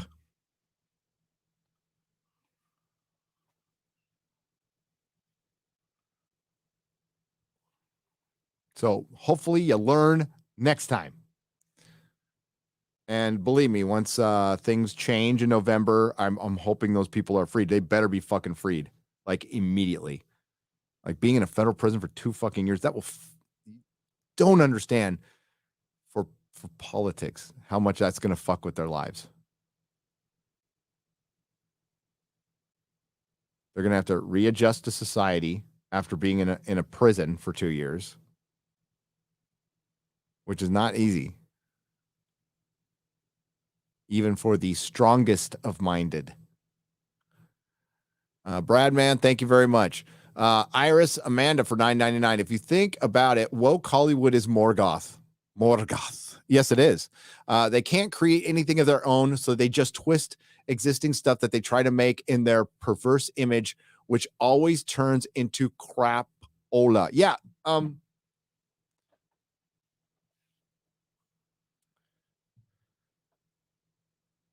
It didn't always used to be that way, but yes. They are Morgoth. They are the Empire. Thank you for the $9.99. I appreciate it. You are not wrong.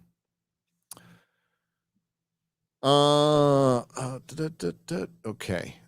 Raven Ragnarok. Thank you for the 99 cents in euros. I appreciate it. Craig Rhodes Jr. for $5. The lead of the new Fallout series is female UGG, which I read. Sorry. Big Trust for $20. I am new to your channel and I am super excited for its future.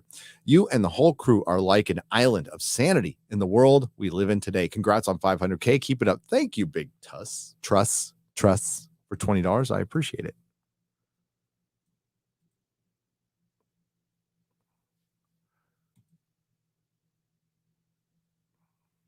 Thomas Wright for $2. R2D2 is always interfacing with strange computers.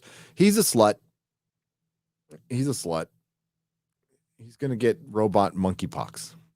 Furious Phil for $2. Tree panning time for Neil. Season 1 and 2 good. Season 3 sucks.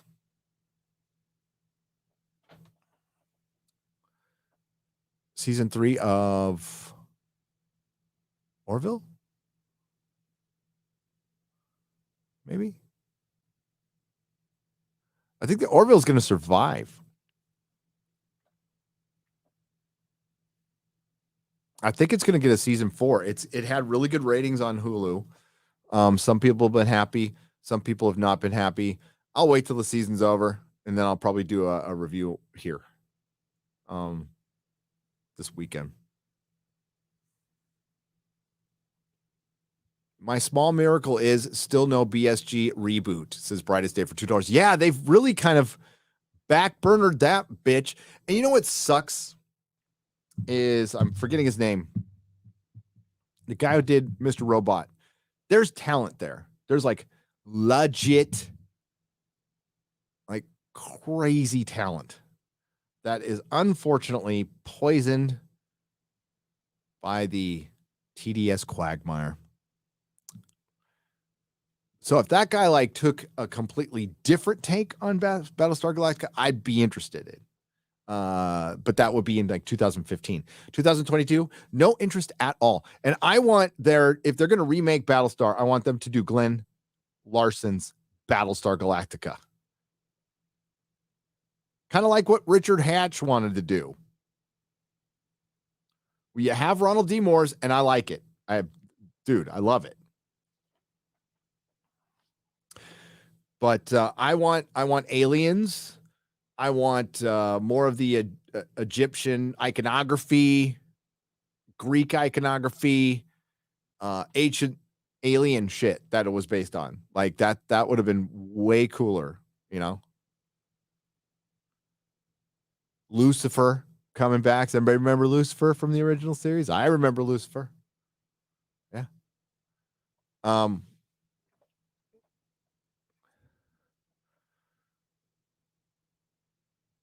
Yeah, wasn't the remake gonna make Starbuck non-binary? I'm like, she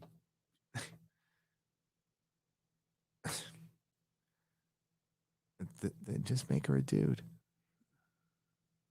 We already did the girl Starbucks thing, and like it was really controversial, and it worked because Katie Sackhoff won people over. It was pretty simple. But Brightest Day, you have a reprieve. You do. Any hope for Doctor Who? No. K Session for $1.99. No. I wish I nope. You're just fooling yourself. You're just fooling yourself. We'll find out when it comes out.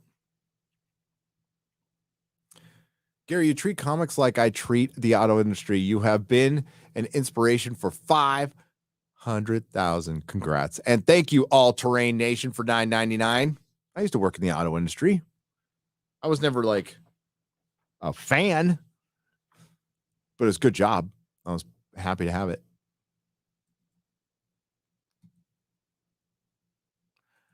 Brian Crooks, thank you for the $4.99. Justin Johnson for $1.99. Hey, Gary, I think you missed my super chat, but I'm sure I'll get it here. Soldier Spirit for $9.99. Had to have my first super chat be to say congrats on 500K. Would love to have you all come to the lake of the Ozarks. Boat bar hopping here is the best, and all the non-alcoholic beer is on me. Cheers. I will just take a coffee or water. I'm good. I don't even do the NA beer because there's still a little alcohol in that. But thank you. Maybe some root beer, or it's like sarsaparilla. That's non-alcoholic, right? No, maybe, I'm not sure. Jackson Game for $4.99. I'm not a big Lord of the Rings fan, but I got to give respect to the fans who don't want a complete destruction of their favorite series, unlike Star Wars. Yes, Lord of the Rings fans have shown their quality.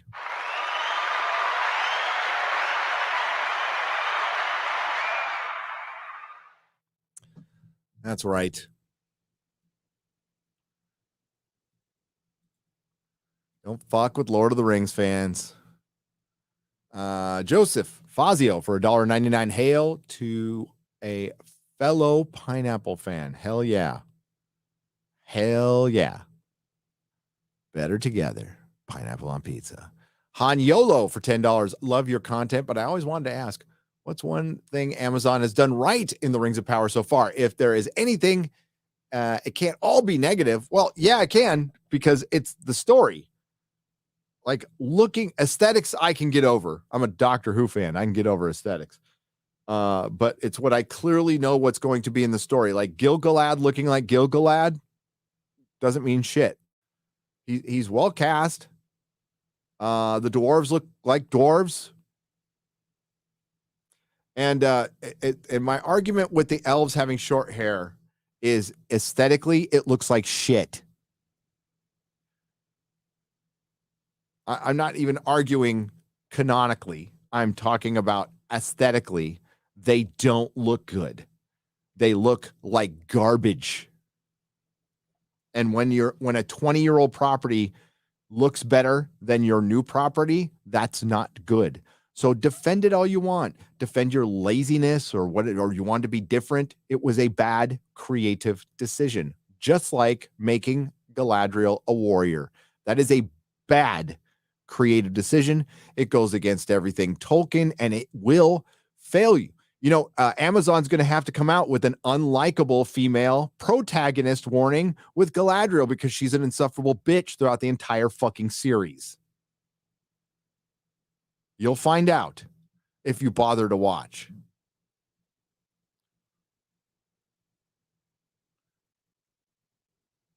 Hardwick Benthau for $2.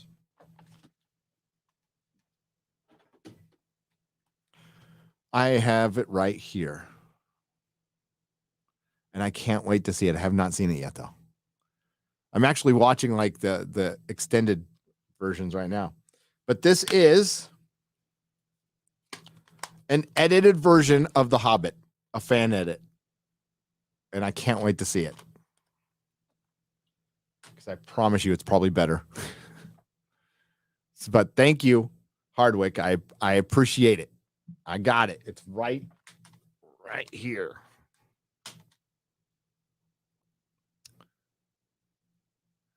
I'm sure that there's going to be some good stuff in Rings of Power, but it's not going to be enough. It's going to be, we got to see the inside of Moria, and they got Moria right. Okay. All the events that happened and all the acting and all the repeating of lines was shit, but the set or the CG looked great. I am a Tolkien fan because of his language. His language is beauty. It's music. That's why I like Tolkien.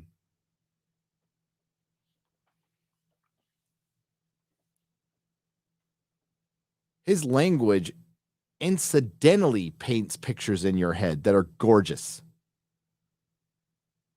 That's why it's one of the greatest books ever written and one of the best-selling books of all time. And it created a fucking genre. Or at least refined it and defined it. And all respect to Robert E. Howard. Massive respect to that crazy guy who was gone too soon. Love Robert E. Howard too. Okay.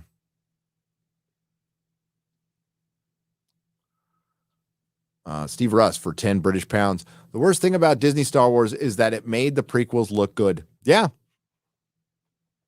Oh, but everybody's all excited about Andor or Juan Solo.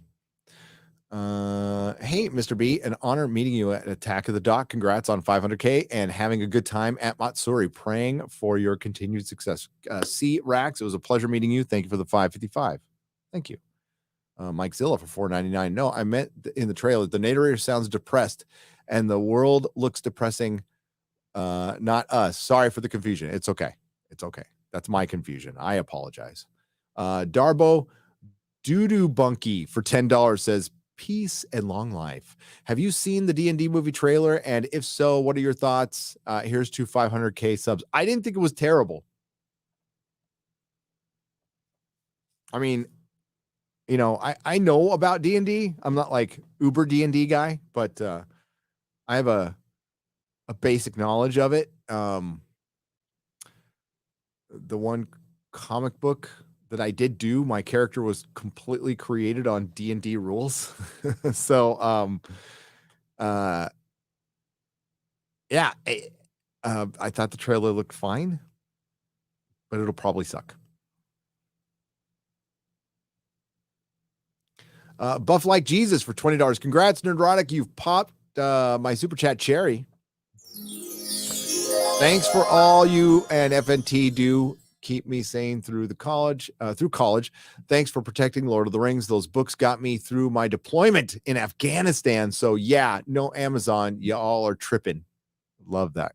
And yeah, you know, our stories are important to us, and we all have like, hey, this got me through this. This got me through that.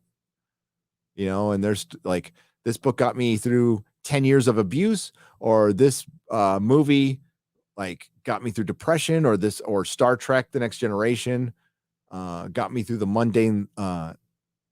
mundane daily of going to, like, you know, a really kind of boring corporate job, and every day I look forward to coming home and watching fucking Star Trek. You know, it's like that's not to be minimized. Escapism is important, and that's why it was important for them to take it from us. Remember what bad reboot said during the fucking riots? No more white comfort. That is a quote from Jar Jar Abrams, a production company that makes pretend that is purely a luxury, was telling society and a certain race that you don't get to be comfortable anymore. I'm here to tell you, go fuck yourself in every hole. I hope your company burns, just like all those buildings did. You fucking piece of shit.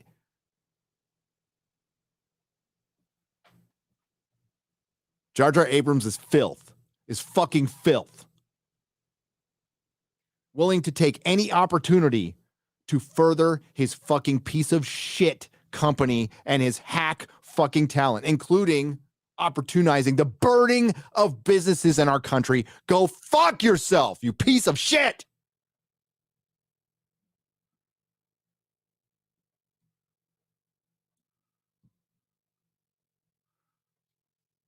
R.I.P. Bernard. Had to be corrected by an actual Brit, Mahler. Just kidding, ass. Bernard Cribbins. I always call him Bernard. After that, fucking hate Jar Jar. Jar Jar's a giant, massive piece of shit that has fooled so many people, so many dumb fucking people in Hollywood, that this guy's like the next Spielberg. Dude, this guy isn't the next Yui fucking Bolt, okay? He's a fucking TV commercial director at best. He makes Michael Bay look like Steven Spielberg. I would watch 10,000 Michael Bay movies before I watched a minute of Jar Jar Abrams shit. And they gave this fucking retard Star Wars and Star Trek, and now the like DC's like, here's the Batman the animated series. That's gonna suck shit.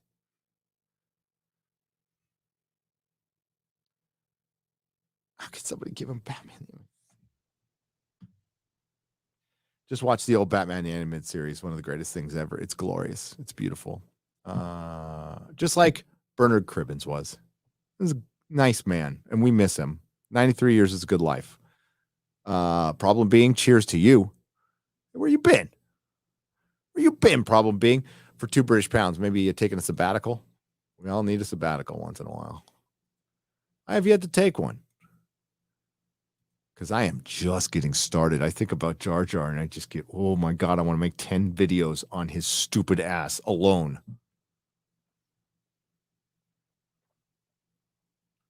When I saw like what really, I didn't like the guy. It was a strong dislike, but when he said no more white comfort, when they made that stadium, that's when it just turned into the fucking hate of 10,000 suns. Okay, I'm just going to come out and say, I'm like, you motherfucking piece of shit. And that is everybody in fucking Hollywood. They're too dumb to fucking know what damage they've done over the last 4 years. They don't realize that they, along with their complicit and, their sister companies with the mainstream media, people are walking into fucking CVS's and just robbing them blind. People are just walking up to cars in broad daylight and robbing them because they see these fucking idiot actors going, it's just stuff, while they're sitting in their $6 million mansions, and they're saying things like, no more white comfort. And then they try to turn it around on us, going, their language is so dangerous. By what? By calling you a fucking idiot, what you are? None of you motherfuckers have worked 40 hours a week for 10 years, 20 years. You have no idea what it's like being in society. That's why everybody loves Ricky Gervais in that fucking speech. That's like the stairway of heaven of fucking pop culture now.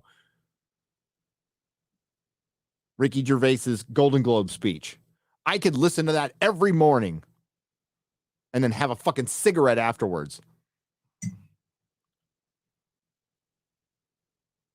You are the last people on earth to lecture anyone on anything.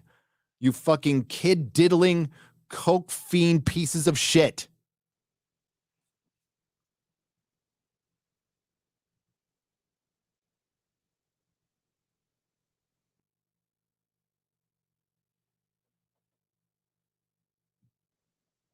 Shorts, I'll have a vodka. It says Def 81 for £2 British. Yeah, there'll be shorts on Nerdrotic Daily because why not? But never on the main channel. I won't say never. I'll repeat what I said earlier. Right after Mahler does shorts, I'll do them. Melissa likes vodka though. She likes what was it again?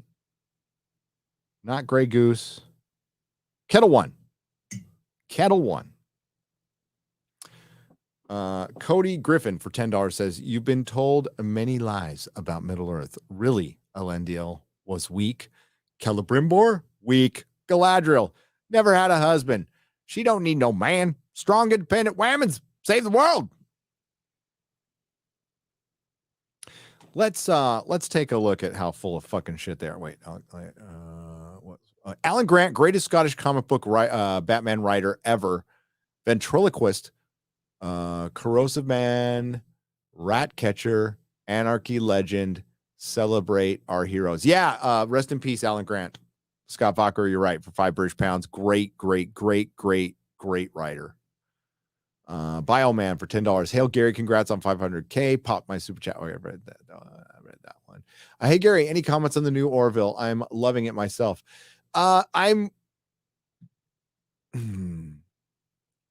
It's not as good as season 2. It's not terrible, but it's not as good as season 2. Considering how much time they had to work on it. But they did have their hands tied. But if I'm being honest, I'm not enjoying it as much as I enjoyed season 2. But I got 3 episodes to catch up on. Amazon's money, but I'm glad you're enjoying it, T Stoney. Like, hey, if anybody's enjoying anything right now, that's good. Okay. Thunderstorm $4.99. Amazon's money laundering rings of power. Yes, the rims of power. The rims of power. All right. Hang on just a second. How are we doing here? Okay. Got a little ways to go, but not that long. I did want to bring up this. It's from Wikipedia, but whatever. I did want to bring up this.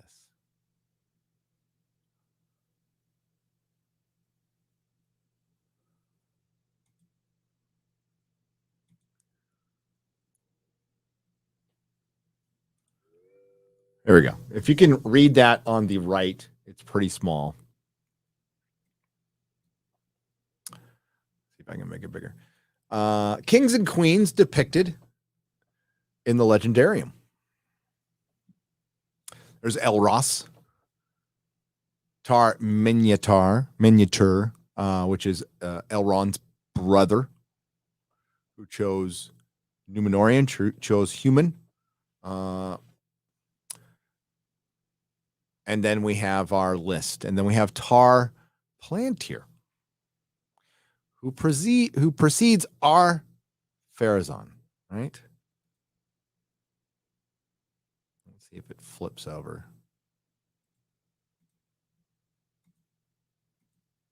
Nope. Oh, that's weird. Link's probably broken. Okay. You don't see a Tar Miriel, do you? Miriel. You don't see her. You don't see her. So that is 25 Numenorian kings. One is left out because they usurped the throne. And kings and queens, by the way, there are, I do believe, 3 Numenorian queens on this list. But mostly men. And they skipped them all for someone who is not a queen. And our Pharazôn forces himself on his cousin to become queen. He's a king's man, or he's the part of the king's men. The ones who have fallen, that lost faith in the Valar and the elves, turn their backs on God.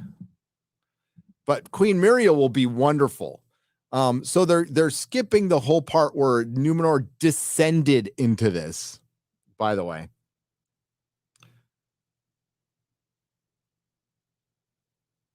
So they can have two women, Thelma and Louise, themselves over Middle Earth.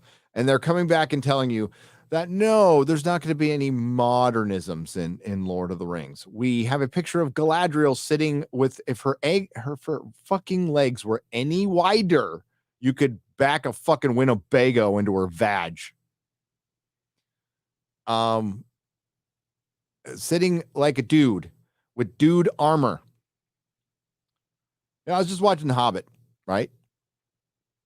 And the part where Galadriel comes and saves Gandalf.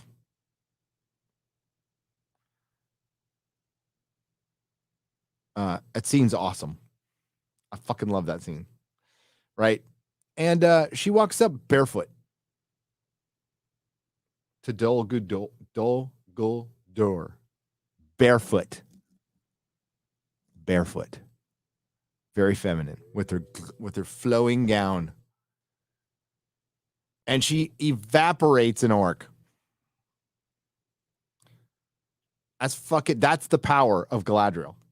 She doesn't need to gut him with her fucking broadsword while she's wearing armor. No, that bitch can go there barefoot and kick your ass. So that's the power of femininity in Tolkien that I thought they did a good job with. I mean, like, it was a fun scene. Yes, the Hobbit whole series is a mess, but fucking Elrond, and they're fighting the Nazgul. It was awesome, dude. It was fucking awesome. And the music, man, Howard Shore was like top of his game. And Hobbit does have a great soundtrack. Fucking great soundtrack. CG, it's a CGI mess, though. I'm looking at it right now. He's like fighting a warg, and it looks like a fucking video game. Ridiculous. But were some good stuff. There were some good things in it. But yeah, they pass up all these Numenorian kings so they can have Tarmiriel. A Numenorian of color, by the way. Even though they're all descended from elves who were fair-skinned. And every Tolkien scholar and expert knows what Tolkien meant by fair-skinned.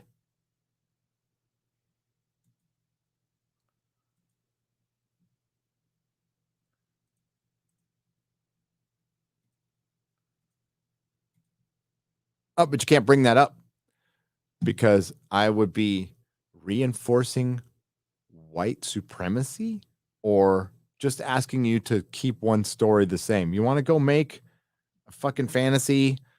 Then go make one. Make your own. That's what you've been telling us to do. Gosu for 10 Canadian pesos. Here's some Canadian pesos for you, and congrats on 500K starting watching the Orville this morning, and it's great. It's not complicated to make good plain sci-fi. McFarlane got it right. Hail to the fellowship. As long as he keeps his personal politics out of it, which he can sometimes, that's really good. Night King 01 for $4.99. I remember when people were slightly upset at Shadow of War because it broke lore, but at least the developers had good intentions and entertained. Yeah, and it's a video game, right? Like, if they wanted to make, well, there's the Lord of the Rings Online, right? I don't know how like accurate or inaccurate that is, but yeah, I have that game, by the way. I have it in my Steam account. I have a Steam account of games I don't play. There's a couple of Conan games I want to play in there too. Maybe in my retirement. Best time is now for $19.99. Thank you. Congrats, Gary. Your dedication keeps paying off. Here's to 500,000 more. Why, thank you.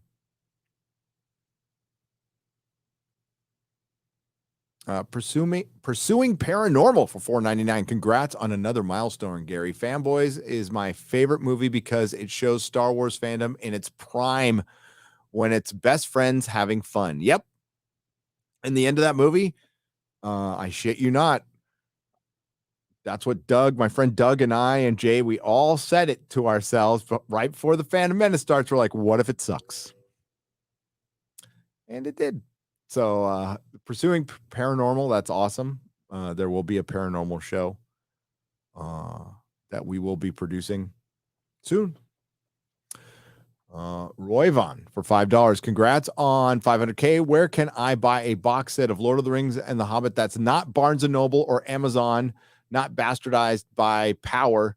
This is for my son. eBay. Secondhand. If you just buy it secondhand, then you're not directly giving them money. There's the Middle Earth collection that I'm sure is available on eBay for if anything, the same price as it is on Amazon. You're giving it to a guy or a girl and not Amazon.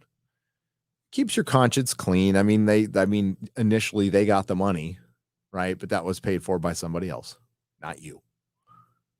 But the Middle Earth collection is where you can get them all the extended versions.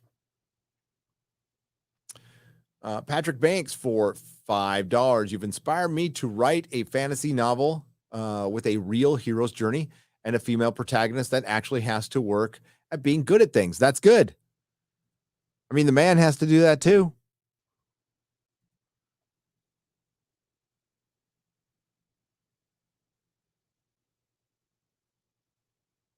Mark DeQuince for $5 says, in 2022, it is really acceptable to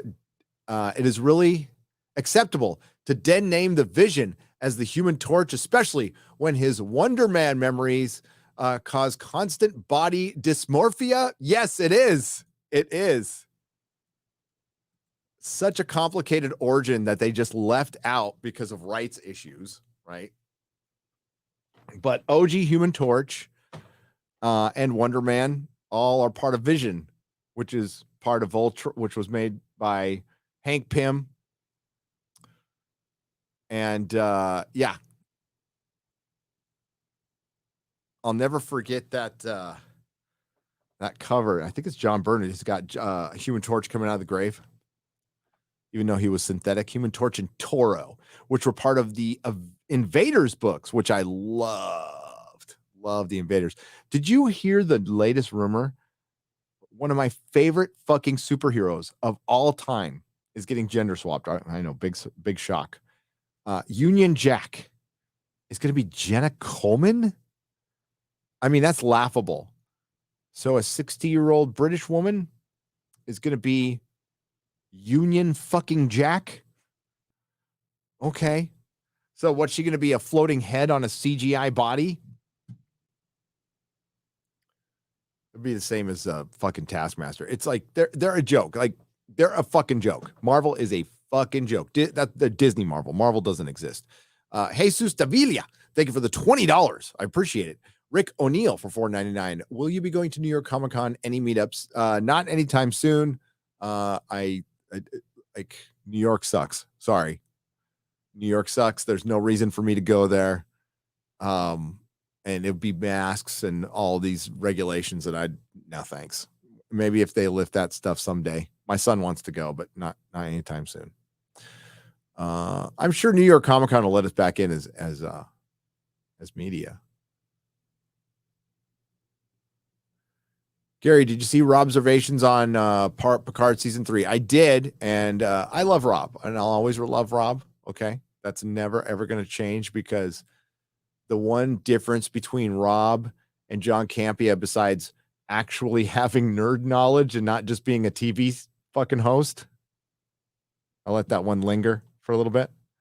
Like knowing lore, I have no doubt in my mind that Rob loves what he loves. Like none.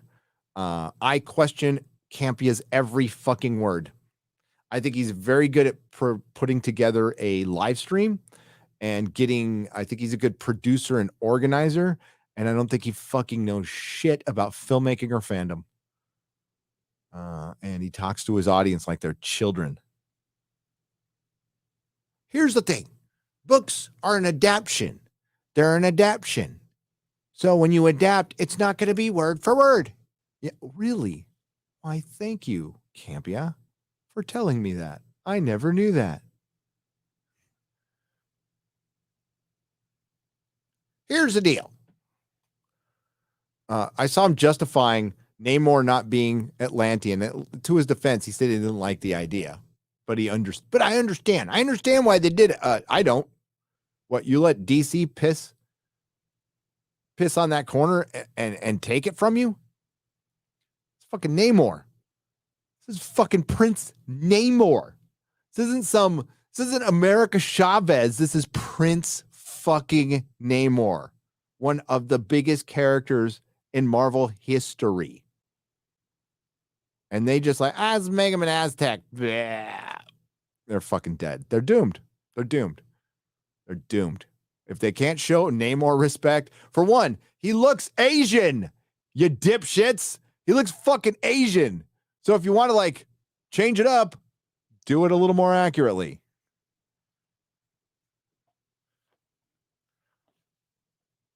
No, but they're just like, we're going to be opening up Disney Plus in South America, and we need a South American superhero. Let's make it Namor. Oh, fucking retarded. Yeah. Where was I? Robert Meyer Burnett. I'm sure he has genuine enthusiasm. And this is the problem when you get caught up being a creative. See, Robert Meyer Burnett is a creative. He is not a critic. He is not a critic. He is a creative. He is a film producer. He has relationships. He knows the guy who did, like, the 12 Monkeys TV show was fun. It was all right.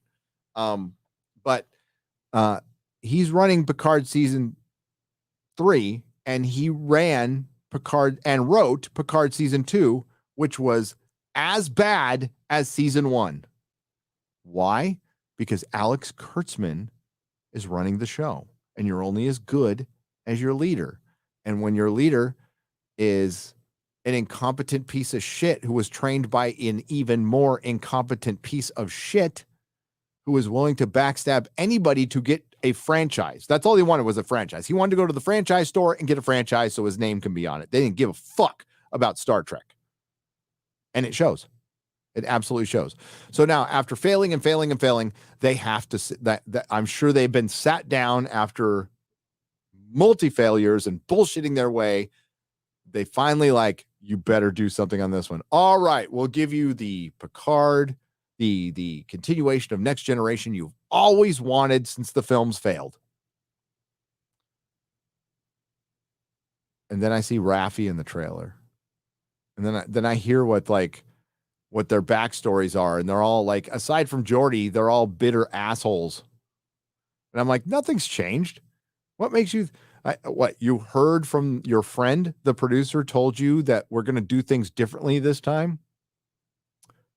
You mean like putting January 6th in your show, the last show that was going to do things different this time? Do you realize that that's what you said literally every show you produced is we're going to be more optimistic and do things different this time?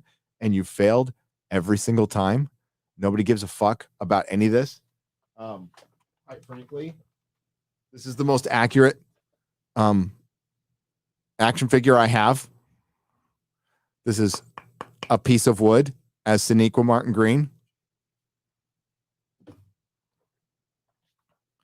Yeah. That's what you got to look forward to, Amazon. No. Picard season 3. I'm not buying it. I'm not buying it. I think it's coming out this year, too. Like, they fast-tracked that bitch.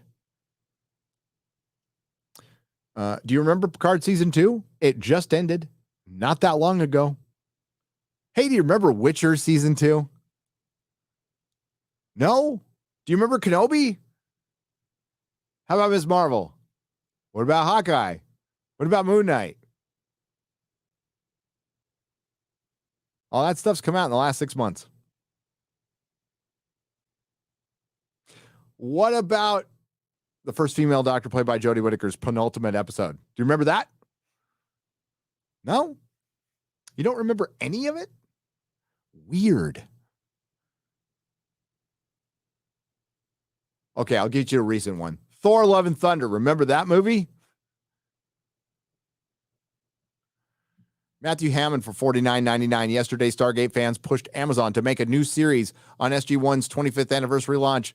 Be careful what you wish for. The only saving grace is the OG showrunner, Brad Wright, who rebuffed Showtime execs outside the pilot, wanting nudity and cursing will make it. I mean, like, what kind of, if we're going to get a bunch of dude butts, I just don't care. But if we get boobs again,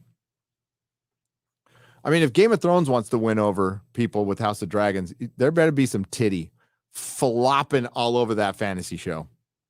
And like, good titty. Just saying.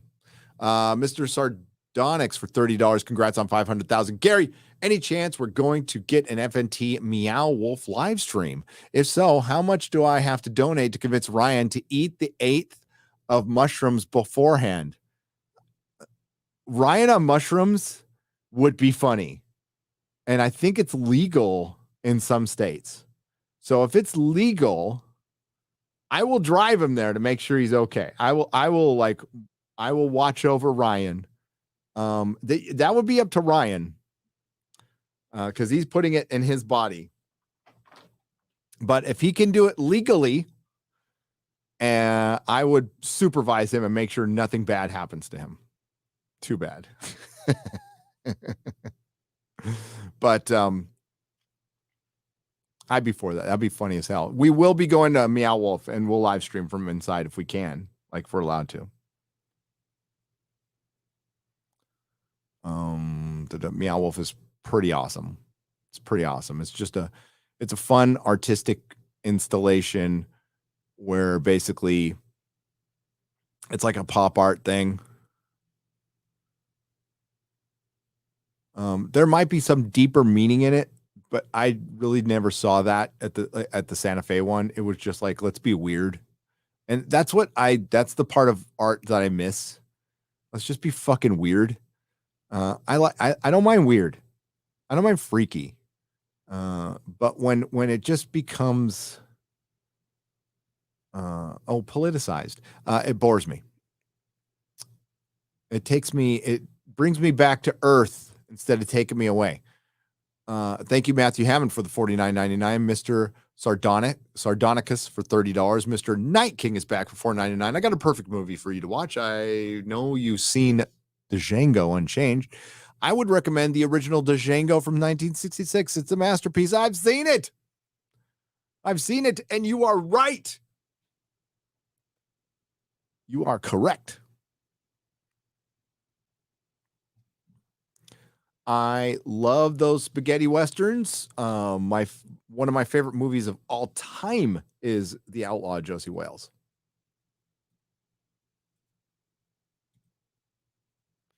But I've seen Django. And thanks to Razor Fist's last video, he is now costing me so much fucking money. The bande dessinée video he did, go watch it. I used to have like a bunch of Blueberry books reprints from the 90s, and I sold them in my shop, and I'm like, I'll go get them. How much could they be worth? $150 fucking dollars. Because they're out of print, because there might be some racist shit in it, but it's French, so it makes it okay. But I was thinking out loud as I look at my Valerian Volume 2, that they did a reprint because of the movie. Right here, let me show you. This is Mobius. This is fucking gorgeous shit. Hang on. This is gorgeous stuff. So they got 3 volumes that they did on hardcover for the movie that, like, fuck the movie. I mean, you know. But these are great. And I was thinking, I've got a French friend named Alex who owns the Millennium Fandom Bar. And we got Razor Fist, who loves, bande dessinée, and I love it. We need more translated over here. Like, how can we make that happen? We got to figure out a way to make that happen. Because I was around in the early Dark Horse days when they started translating manga. And it didn't cost them very much. And they ended up making a fucking fortune from it. Which allowed Dark Horse for a long time to be like pound for pound the best publisher out there. Until they sold, of course. But for a long time, Dark Horse, pound for pound, in my humble opinion, was the best comic book publisher when it came to just producing outright quality content.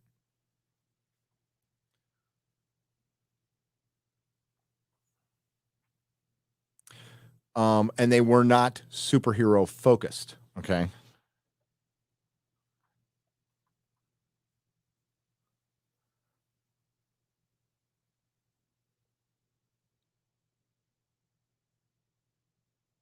Yeah, I miss the old Dark Horse too, the horror podcast. Italian comics are awesome, Chris Rose. Those need to be translated too. I bought a bunch in Sicily.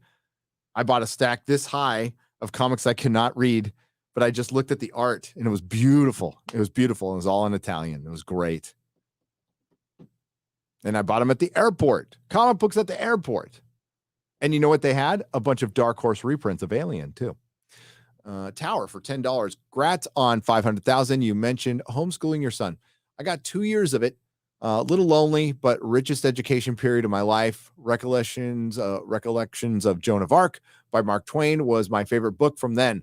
Tower, that's awesome. Yeah, I'm torn, because I want my son to interact with other human beings. I do. So we're looking for a private school for him right now. That's going to cost a lot of money. And as I said earlier in the live stream, we're never going to be ready for that. We're never going to be ready for it's basically a fucking college tuition, right? Except we're not going to get loans. And this is just to get my kid educated. And somehow he's got to catch up on 2 fucking years that are just lost. The homeschooling, we did the best we could. Quite frankly, I think he learned more on his own. But the social development, I mean, it's like there's always a low grade worry with kids. Like, it's always there. Doesn't go away. And that's good, because that means we care. But yeah, I'm glad you made it. I hope he makes it. I hope we find something cool here. I think we have. I think he starts in a couple weeks. So hopefully this one works out. But if I sniff any fucking CRT, he will be yanked faster than you could say CRT. The Human Spirited for $5. It's beyond shameful that Tolkien's grandchildren sold out their grandfather's legacy and their father's lifelong dedication for some Amazon sweet cash. Yeah, that grandson looks like a third generation. I wanted to be a writer in my own right, and I'm most well known for now selling out my father and my grandfather.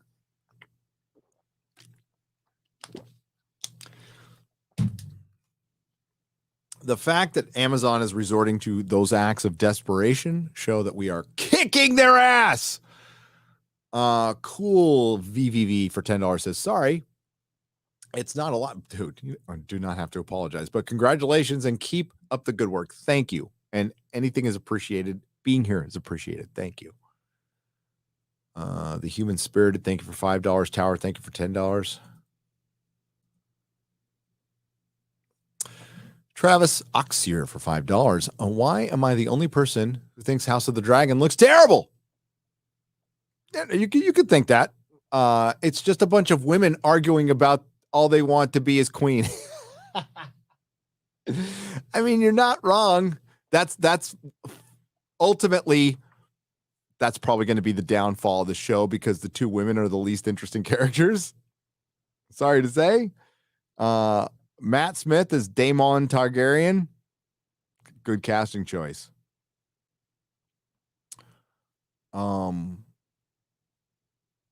Rife Fiennes as Otto Hightower. Good casting choice. There's some good casting in there, but the centerpiece, and plus, they're both fucking horrible people. They're like not likable. See, what made you like Game of Thrones? What hooked you in? Okay. The first season ended with a naked woman with the dragon on her shoulder. That's like 10 out of 10 ending. Okay. But you also started the show with ice zombies. So that's a 10 out of 10 beginning. And in the middle, you had Sean Bean playing a great Ned Stark, and they killed the main guy. But there's other characters that you liked. Littlefinger, one of the best bad guys ever. Varys, the fuck's this guy up to? He's great. Little Arya. We all loved little Arya in season 1. She was so tough and, and tragic. Jon Snow, the bastard. Everybody feels sorry for a bastard. And I think the biggest hook was Tyrion. Tyrion was just so fucking funny and clever. And it was characters we liked. There are no likable characters in this. None. There is different levels of fucking terrible. And the one you're probably going to root for is Daemon Targaryen. Right? Who arguably is the one who gets fucked over the most. Because through all these successions, it should have gone to him. He was an older brother. I know a son comes before a brother, but does a daughter really come before a son? Especially when you have other sons. So yeah, they give it to it's kind of weird. So George tried to base it off of the Tudors. I think. Don't quote me on that. But it's two unlikable women going at each other and destroying a realm. And this is supposed to be female empowerment. I don't know how it works, but but we'll see. I mean, ultimately, that's where George comes up against himself with his fantasy writing.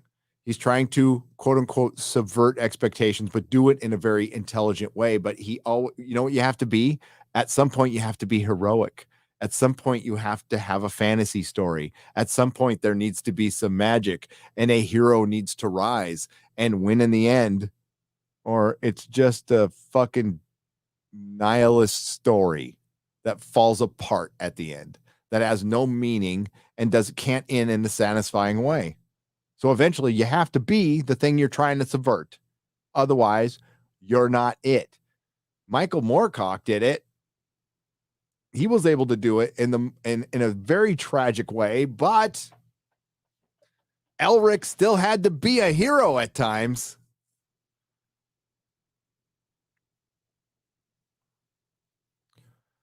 So we'll see. I don't know how you end the story in a satisfying way. If you don't want to hear the ending, plug your ears. I'm going to tell you what it is right now, and you tell me how they fix this. So I'll count down 5, 4, 3, 2, 1. So the story ends with the Black Queen getting eaten alive by a dragon by her rival, Aegon the Second. It's Aegon the Second, right? It was Aegon the Second. So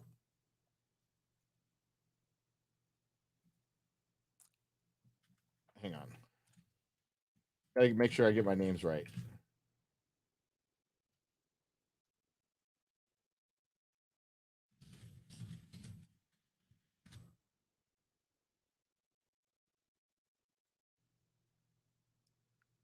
All right. So we have the Greens versus the Blacks. The Greens are the Hightower-backed faction, and the Blacks are the Targaryen faction. Viserys Targaryen dies. Before he dies, he names his heir, which is his daughter, Rhaenyra Targaryen. So after he names his heir, he gets married again after his wife dies in pregnancy to Queen Alicent. the Hand's daughter. But he never changes his heir. He always says it's Rhaenyra to his dying day. Actually, when Otto Hightower tried to talk him out of it, he stripped him of the office of Hand, set him away. So that's how the whole thing starts, is the blacks versus the greens, two women fighting over the Hightower, Queen Alicent, right? She had a son, Aegon II. So he ends up getting the throne and usurping it from Rhaenyra, who was supposed to get it. This leads to a massive civil war. There's a lot of we're at a time in history where there's the most Targaryens, most dragons. I believe it's 17 or 18 dragons and almost as many Targaryens. By the time it's all over, there are Daemon's two daughters, right? So there's 4 Targaryens by the time it's all over. 1 boy, 3 girls. And it's weird how all of George R. R. Martin's stuff ends. He tries to, he does it kind of in a way that makes sense, but then by the end, you're always, wait a minute. There's always 18 women left and 1 guy. And a lot of it is the women don't go fight. But the dudes die a lot for like Daemon ends up dying for an Arya Stark type character. There's always an Arya Stark type character. There's like 2 or 3 of them running all the time in George's work. He's got a fetish for horse riding tomboys. That being said, at the end, the Queen Alicent's son feeds Rhaenyra to his dragon in front of, no, there's 2 boys. Sorry. There's 2 boys. My bad. In front of her own son. And it doesn't kill him because he doesn't, kinslaying, they want to keep from doing it. Yeah, but by the end of the story, most of the Targaryens are dead. And the ones that are left are batshit crazy. Most of them. Of course, the sane ones are the daughters. Big surprise. And Daemon has a daughter who's a lot like Arya Stark, and there's another one who's more willing to get married, and I think the Arya Stark one gets married to Valerian, but I'm going on too long about this. End of the story is there's 1 dragon, I think. No, there's 2. There's a dragon that cannot be tamed, and then there's like a hatchling. All the other dragons, dead. All the Targaryens, dead. All the Hightowers, pretty much dead. Every character from this fucking show is dead. There's like a few people left. A Stark comes down, kind of like gets everything kind of situated, wants to continue to go to war, gets talked out of it, and it just kind of ends. And you're like, wow. So I'm going to watch all these people kill each other. And then it just kind of ends. That's not very fun. I guess if you're like into the political intrigue, but even with political intrigue shows like Breaking Bad or Sopranos, those shows are fun. There's levity. There's like crazy humor. This ain't going to have this. And it's also not going to have something that Rings of Power doesn't have. It doesn't have George's dialogue. Like these books are outlines. That's what they are. These faux history books are a cheap way to make money and satisfy publishers who have been waiting too long. So they have these outlines, right? In the guise of doing your own Silmarillion, except George is woefully behind Tolkien on, he does a decent job world building, but there's no languages, and the cast of characters is much smaller. It's much smaller.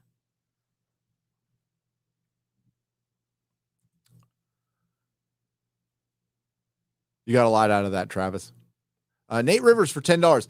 I find it funny. Rings of Power pulled a abandon the past, kill it if you have to. When they are the prequel, everyone will hate and no one will consider canon. Also, congrats on 500,000. Thank you. Hail all. Yeah. They made three major mistakes. Amazon's first mistake, hiring anybody from Bad Reboot.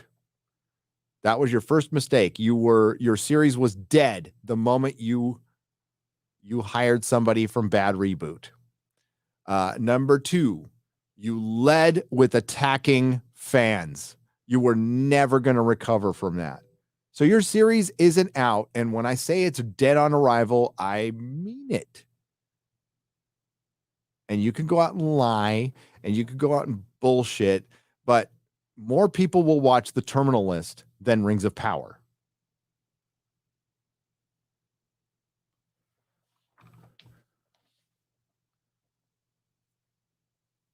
And your third mistake was continuing to lie to us when we know you're lying, instead of just going, all right, maybe we didn't do that great this time, but next time we'll do better. And that's the new thing. You have Doctor Who showrunners going out there and acting like they're succeeding when they have been an utter failure. You have Kevin Feige going out there and not admitting anything. Like, Disney does not admit any faults. At least Warner Brothers has kind of looked like they have, although they have yet to actually do it.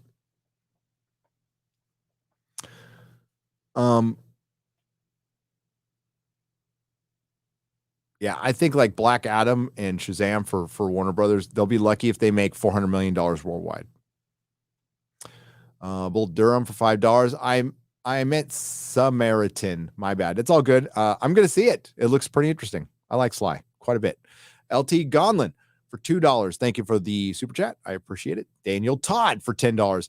Hey, I just recently watched The Northman. It's good. While watching, I thought I was on drugs while watching it. Yeah, it's really trippy, and that's what I love about it. Not everybody likes the surrealism aspect of it, but I fucking love it. That's what made me.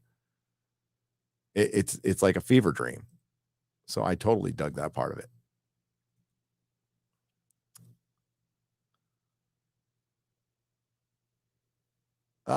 Who is that? L Blonde? Same stylist as Trump. Rings like they need to go to Ansel. Duck Fisney, duck, Groomsy. Love your work. Keep it up. Hail, says Paul Tompkins for $4.49. Yes. Salon et Region. Making Middle Earth silky smooth with a wide variety of hair products for the Sylvan Elf.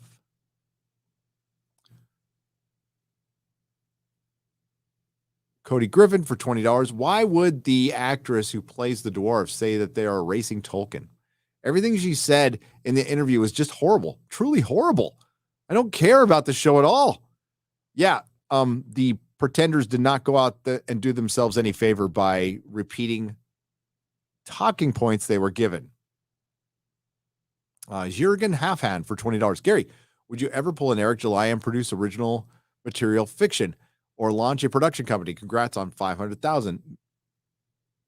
If it would have to be in the post-YouTube era. I don't want to put anything out of the realm of possibility, but I've got YouTube things I can't get to, so I can't take on another creative venture. It'd be awesome. I'd probably be far more interested in helping somebody else get their vision going, you know.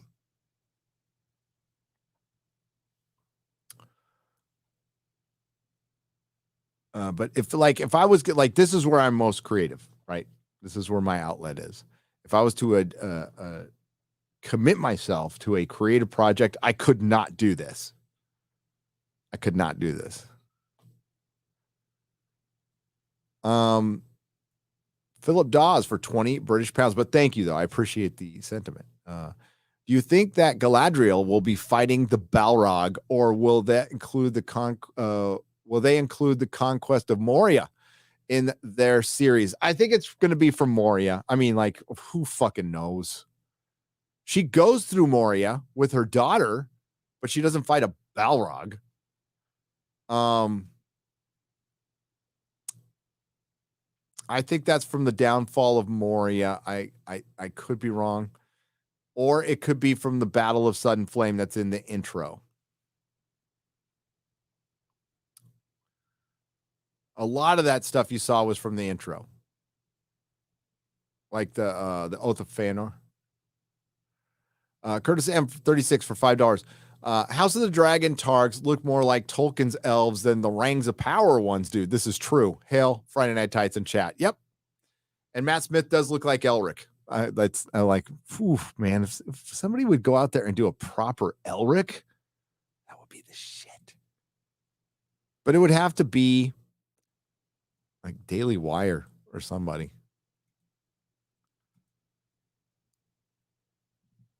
But it would have to be the most expensive thing they've ever fucking done. The Grizzly for $5. Oh, Jesus, I was working on my novel on Word and noticed that they have a inclusivity score for your editing. How long before censored as I am writing it? Well, they're already doing that with, oh shit, what's the program? The script writing program. The one I used to use. The script writing program, whatever it is, something pro, is doing that already. They are. The chat might know. It is having a brain fart.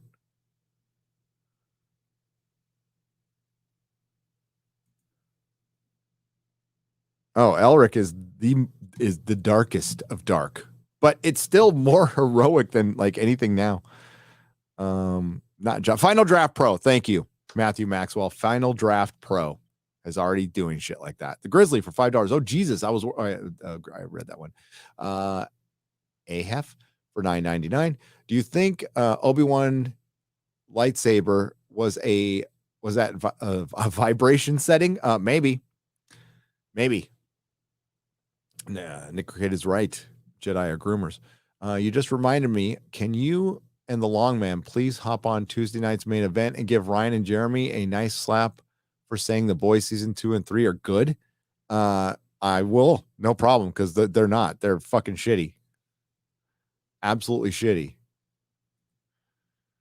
Hey, Gary, do we know that for a fact that is a Balrog at the end of the trailer? What if it doesn't identify as a Balrog? George Kessler for $5. Well, what are its pronouns first? Okay, that's what we got to find out first. Miss Doubtfire of Middle Earth, says Trucker Mark. Yes, indeed. All right. Gonna drink some water. A little nervous drinking.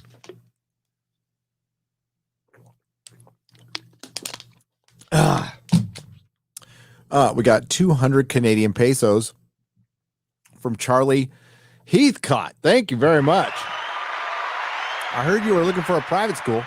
I personally got shipped off to a boarding school. It was the hardest and yet the most rewarding thing that's happened to me in my childhood. I went to school for dyslexia called GOW in Buffalo, New York. The teachers tried to keep politics out of it. That's awesome to hear. That's awesome to hear. Thank you. Yeah, you think about like stuff you didn't want to do as a kid, like going off to camp and shit, and it ends up being like the best fucking stuff you ever went through. Mitty Park for $49.99. Thank you. Thank you very much.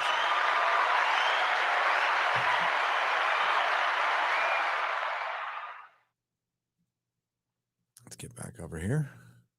Okay, Marksman 117B for $1.99. Utini. And then he says, DS9 season 4 spoilers. I was watching the episode where Odo says Gowron, the head of the Klingon Empire, is a changeling. Dude, I was freaking chills. I've never seen DS9 and loving it. It's fucking awesome, dude. It's awesome. Can't wait to get my Cisco 1.6 scale. Congrats, Gary. Very proud to pay for your content. Thank you, Low Track 2000 for $2. I appreciate it. The Uber Geek for $5. Gary, put your fears aside. For a very nice man once said in my videos, lore doesn't matter anymore. Grow up. It isn't that lovely and informative. It is and retarded. So I'm glad you ignored him. The Chronicles for $10. And hail the Uber Geek, member of the Legion of Members and a YouTuber. Chronicles for 10 British pounds. Happy 500,000 to the Gazinator. No, Gazinator. I prefer that one. Well done, mate, and well deserved. Thank you very much. Cheers. Thanks for the British pounds. Thanks for keeping me sane those past few years, and congrats on 500,000 subs. Says Andreas Beauchamp for 10 Canadian pesos. MVP Max Vaughn Priestley for $9.99. What's up, dude? Did you hear about Mark Brooks calling the cops on Gabe El Taib at San Diego Comic-Con? What a coward! Hail Gary, congrats, and 500,000. Love you, brother. Love you too. Yeah, Mark Brooks is a man pussy.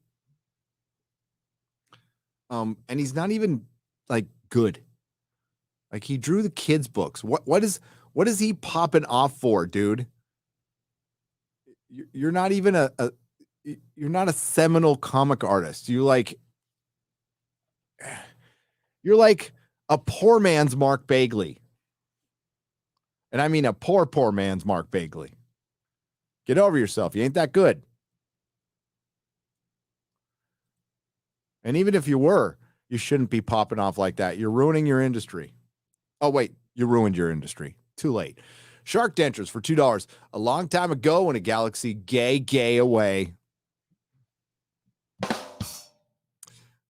Comic-Con has nothing going for it when the toy reveals are the best thing to come from the event. And they weren't even that good. Hot banana water for $5, except for like the Lemmy action figure, maybe. Mark's Man of 117B for $1.99. San Diego Comic-Con said Philippinix, time for torches. Yeah, dude. Marksman. My Filipino brothers and sisters out there. So my shop was on the border of San Francisco and Daly City. So half of my clientele was Filipino. And 100% of them would punch you in the face if you called them Filipinix.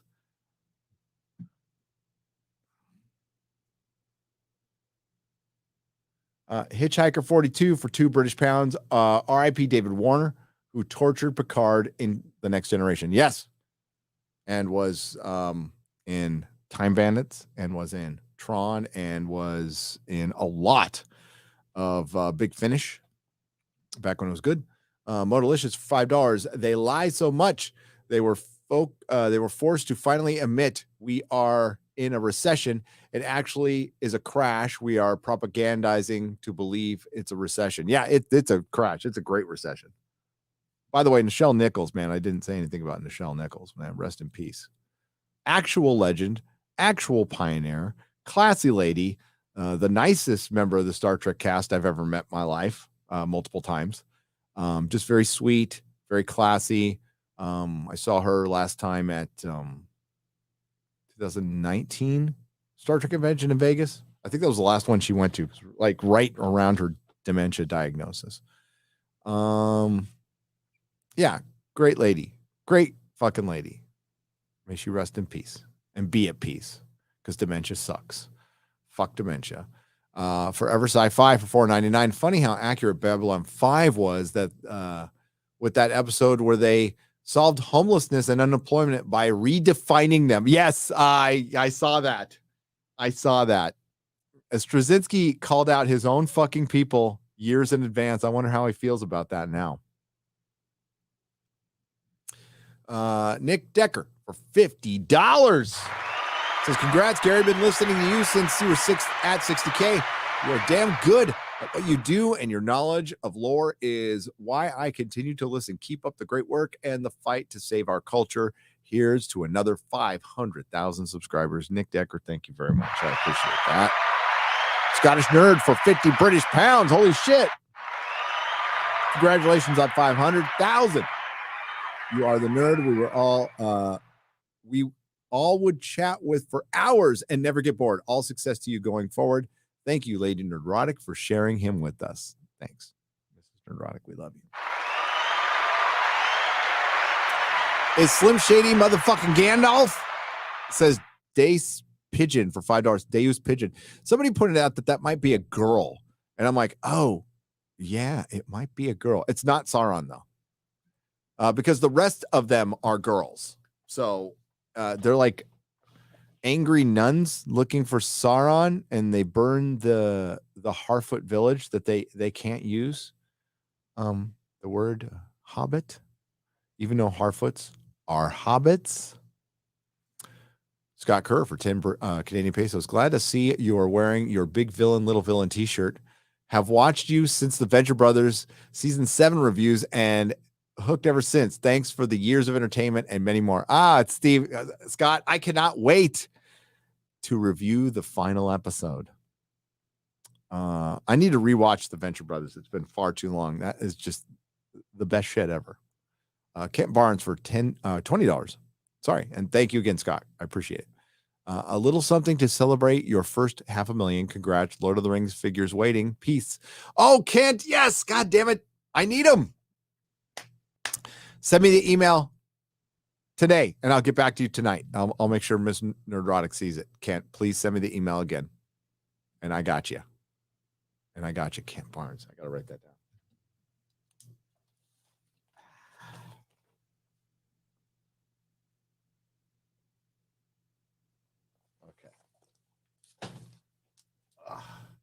Hey, I got some comics ready for BBC tomorrow. I've actually got some comic books ready to bag and board. Some Silver Surfer. Thanks, Kent.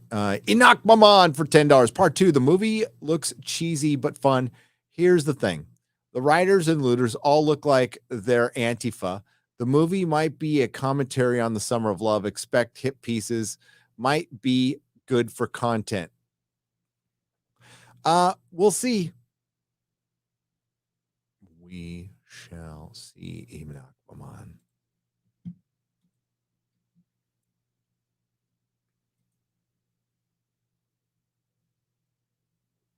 The Talons of Wang Chang for $8.99. YouTube just screwed me out of my earlier message, hence the test message. Sorry about that. Just wanted to say congrats, mate, and keep on doing what you're doing. Your inspiration. All the best, mate. Yeah, like I wonder when your name is going to become a problem. That's when we all have a problem, by the way. That's a Doctor Who episode. Fuck's sake. El Super Beasto for $20. I found your channel at 25,000 subs. It's been a hell of a ride. Congratulations and keep going. I will. Thank you. Kyle Denson for $9.99. Congrats, Gary. How about a GTA 6 news? How about the GTA 6 news? Being sensitive to marginalized communists. It's like polishing shit with disinfected wipes. Kill and steal cars, but don't dare make jokes. It's fucking retarded. It's retarded. Ade Robertson for $17.99. That's British. It's proper money. Congratulations on hitting 500,000. Thank you. Dr. Dave for $4.49. Congratulations on 500,000, Gary. It is well deserved. Next stop, 1 million subs. Best wishes and keep up the great work. Thank you, Andy CR, for 500 Chilean pesos. Congrats on 500,000. Mi amigo. It's Costa Rican pesos. Take my Costa Rican pesos. Thank you. Daniel for $100 again. You are a cure to everything. I totally missed that because I sucked.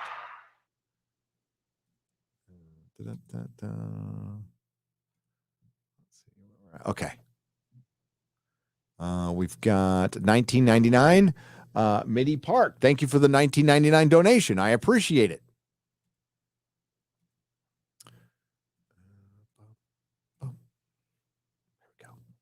Andrew Valdez for $4.99. Congrats, Gary. I have a bit of sad news.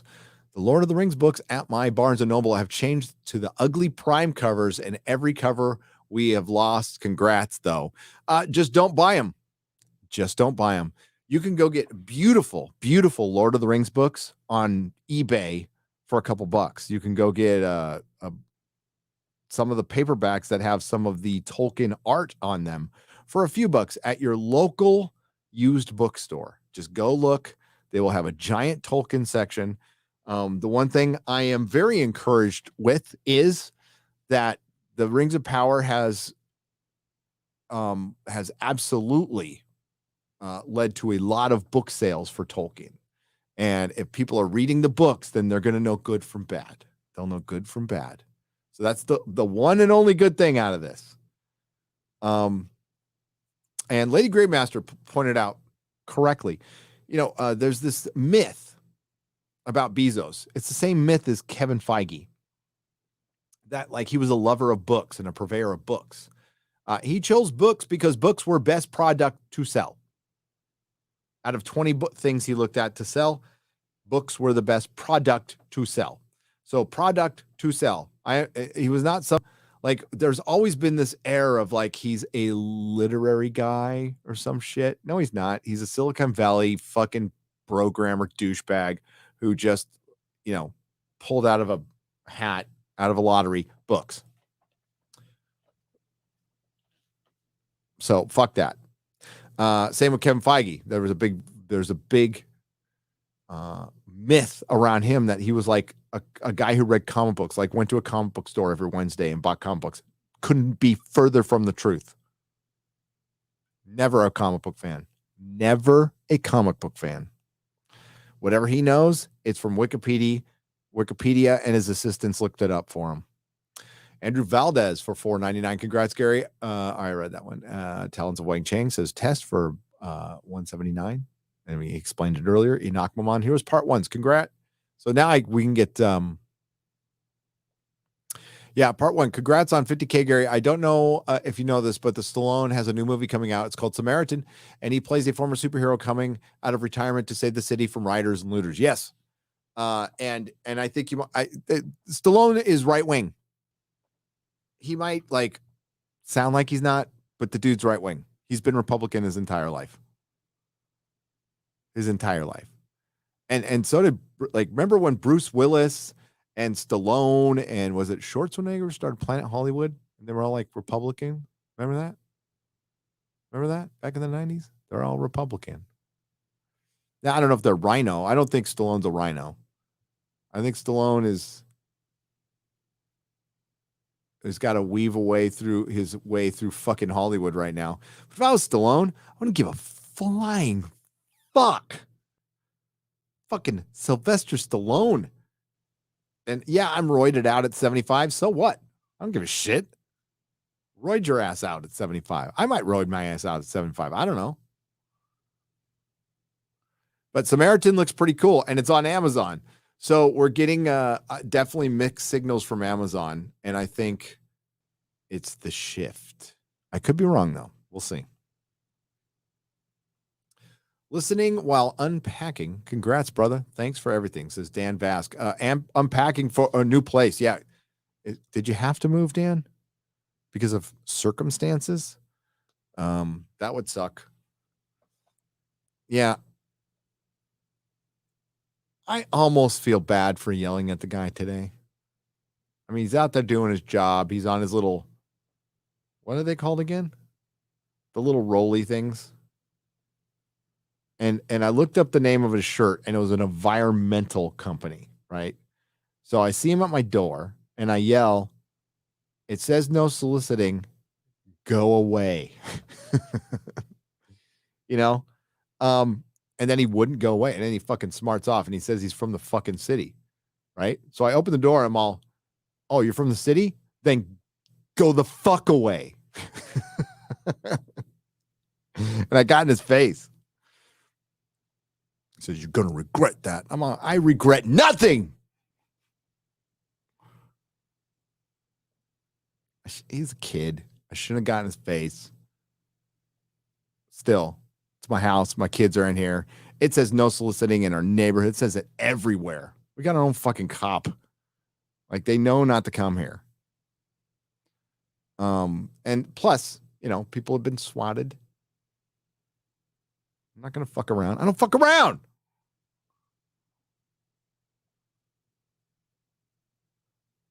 But if it was just some rubberneck fucking pencil neck environmental selling me on some BlackRock shit, go fuck yourself. Eric K for $4.99. What? Gary owned a comic shop? I thought he owned three. I thought he owned 3 high schools and was kicked out of a comic shop. I've never been kicked out of a comic shop. Never. I didn't steal from them. I never stole from a comic shop. Way too much respect for Mike, who ran Thrill Books in Encinitas. Johnny64 for $9.99. Just got here. Congrats, Gary. Have you been keeping up with Better Call Saul? I have not. I missed the post-episode reactions from you did years ago. It was awesome to see you genuinely enjoying good television. Yeah, I fucking love the show. I know the big secret now, and I'm like, that's not what bothers me. It's I need to catch up because Mahler and Jeremy both want to talk to. So I will be caught up by Friday. By Friday, I'll be caught up. I will be caught up. I'll watch some tonight. Something for the normies for $49.99. Thank you very much. Hail Gary, congrats on 500,000 subs. You're rightfully earned all of your success by being yourself and staying honest with your viewers. Much respect, brother. Stay humble and God bless. Thank you. Thank you. It's kind of it. Yeah. If I get all full of myself, it's just going to end badly. It's going to fucking end badly. Okay. I've seen that story. I've seen how it ends. I mean, the disadvantage is like, I got on YouTube in my fucking 40s and, I'm about to be 53, by the way. So, not going to do it forever, but, like if I did this in my 20s, it would be a nightmare. So I do have a lot of sympathy for younger content creators. Like this is their first success, and it could be devastating on them. So I hope, I don't expect YouTube to do anything, but I hope for younger content creators to like ask a lot of questions. Be careful. Don't trust everybody. Don't trust anybody. Don't trust anybody. Yeah,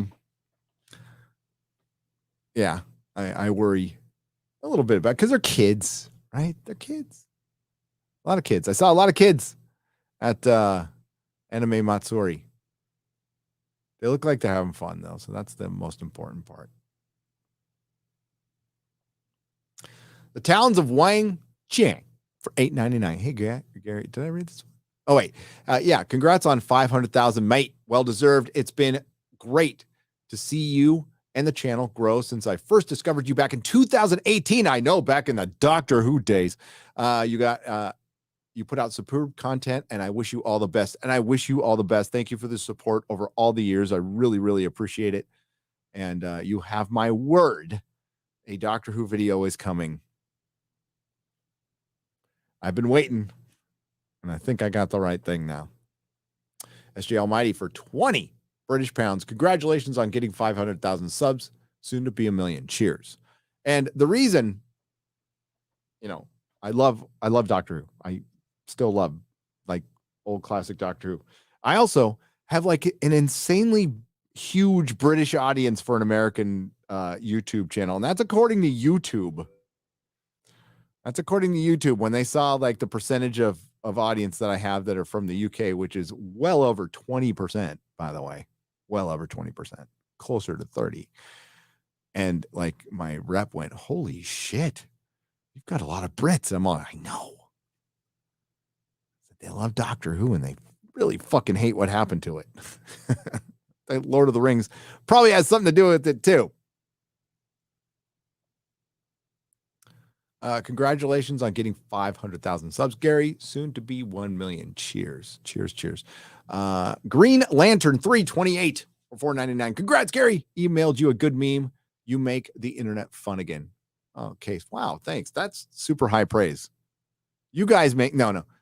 You guys make the internet fun again. The chat here, the Nerdrotic chat, the Friday Night Tights chat, the Legion of Memers.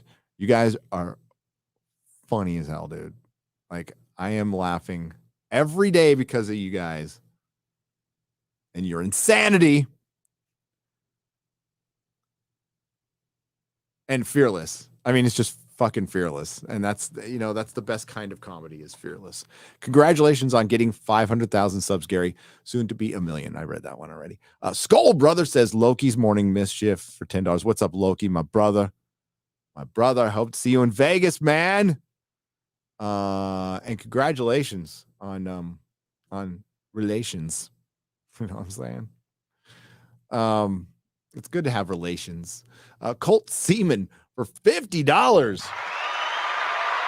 Sorry to interrupt, but I just got stung in the face by a wasp. Hurts like hell, but it means having an early lunch to see a live stream. Then I guess it's worth it. No, it's not. But congrats on 500,000. Dude, you got stuck in the face by a wow. The wasp were, I hope wasn't here in Texas because they're fucking this big. They are this big. It's like you got to get it like a net out to be out, you know, just like a baseball bat or a cricket bat. It just what do we got? Iron Man shot us $49.99. Says congrats on 500,000. There we go. My son and I have been watching you and FNT crew for the last 12 months. We really appreciate your work. Cheers. Cheers. Good little father-son bonding on Friday Night Tights. That's awesome. Thank you for the $49.99. I mean, sorry. I'm sure you have to explain a lot of things to your kid. Lurker here. Hail and congratulations, Gary. The only thing that came out of the Rangs of Power is that I get to read the books. Currently reading the Silmarillion. Loving it. Fingolfin is the shit. Yes. Dude, there's so much stuff in that. Dude, it is a it is fucking metal, dude. Like there are wars and all kinds of shit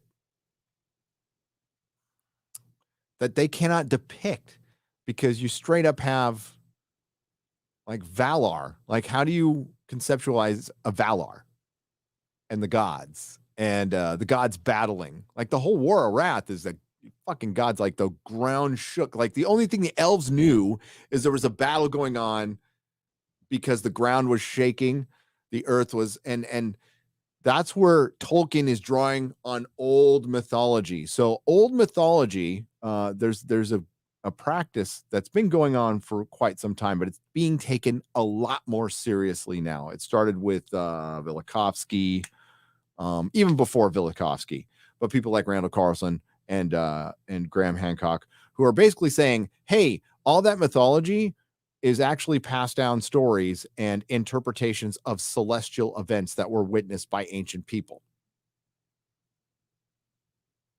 So Tolkien was in all that and knew it back then and incorporated it into the Lord of the Rings, the Legendarium. That was the War of Wrath. So, you know, it could have been, there's a lot of, you know, there's the Ragnarok.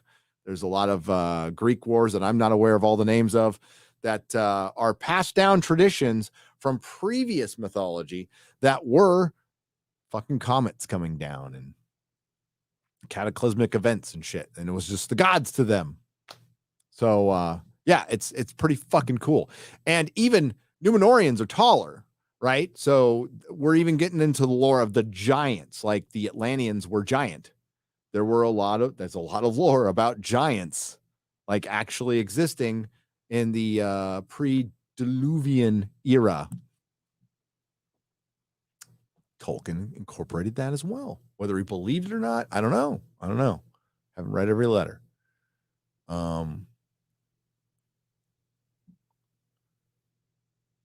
Scott McKenzie says, congrats and Moolah for the road trip snacks. Safe travels to Houston. Thank you. I had a safe travel.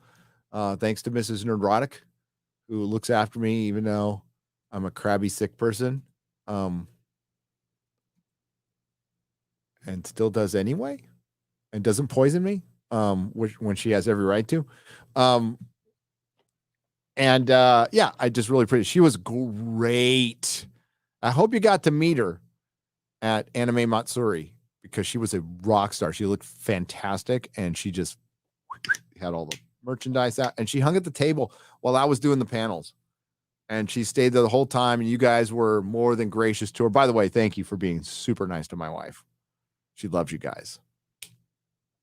So, I appreciate that.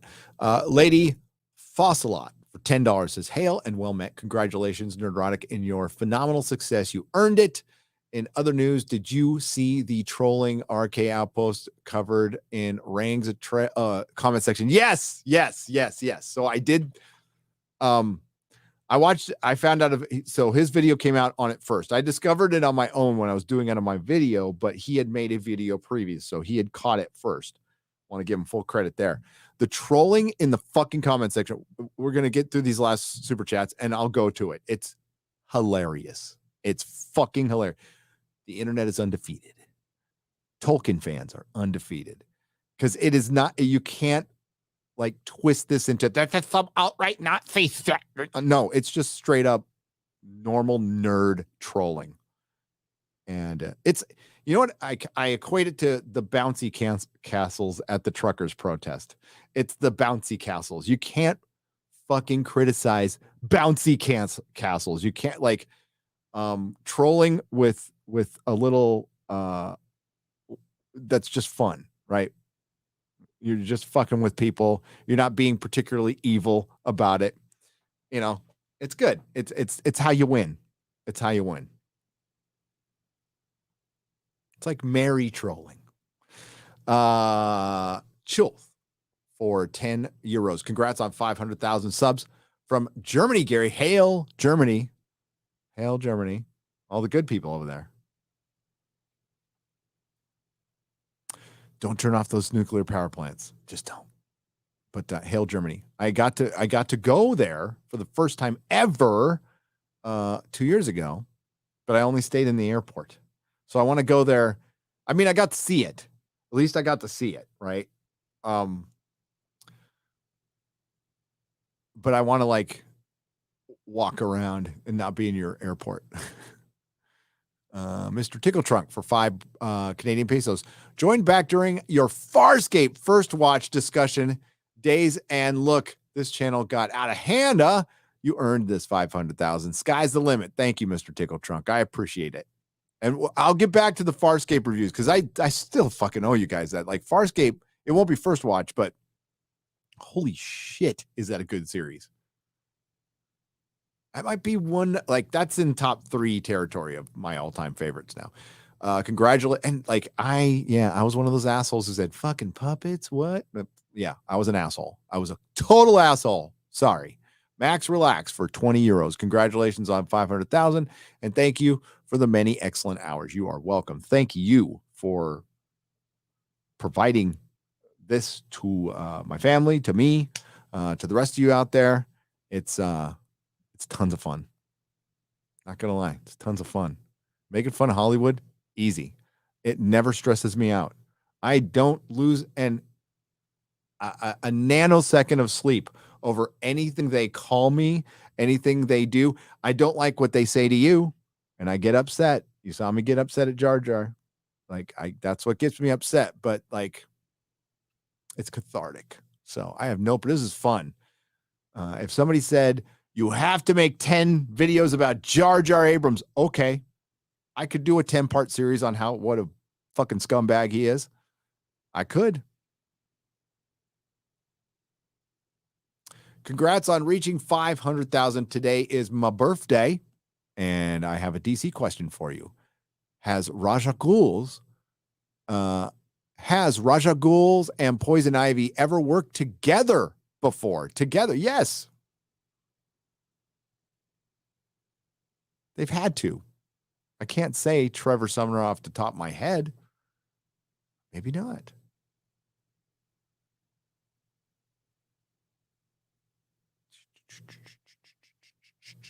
I'll have to get back to you on that one. I want to say they have, but it's recent. We're talking like not old school. Don't stop by often, but congrats on 500 and thank you for all the great content. Always wanted to ask, who are your top 3 Black or African comic book characters and superheroes? Luca Rocks for $10. Number 1 Black superhero, Deathlock. Brother Voodoo is number 2, and number 3 is Black Panther, but old school Black Panther. Jon Stewart, I love Jon Stewart. And Falcon's okay. I mean, Falcon's fine. And Spawn. So I gave you 6. But these are like Spawn. I have the most comics of. I have every Spawn comic ever made. And it just never, ever crossed my mind that Spawn was a black superhero. Did you know that? He was just a superhero.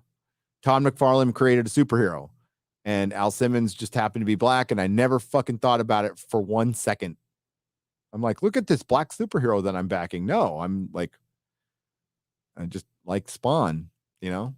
I like the creepy death superheroes. So Deathlock is absolutely my favorite, though. Absolutely. I wish they would treat him right. It's one of the weirdest, coolest 70s. It's a precursor to fucking Terminator. It's kind of Judge Dredd.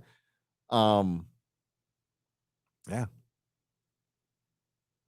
He was in Agents of S.H.I.E.L.D. season 1. It was terrible, but I mean, Gunn played him from Buffy and Angel. Sorry, Angel. Mahler's like, what did you just say? I said, Angel. Sorry. I've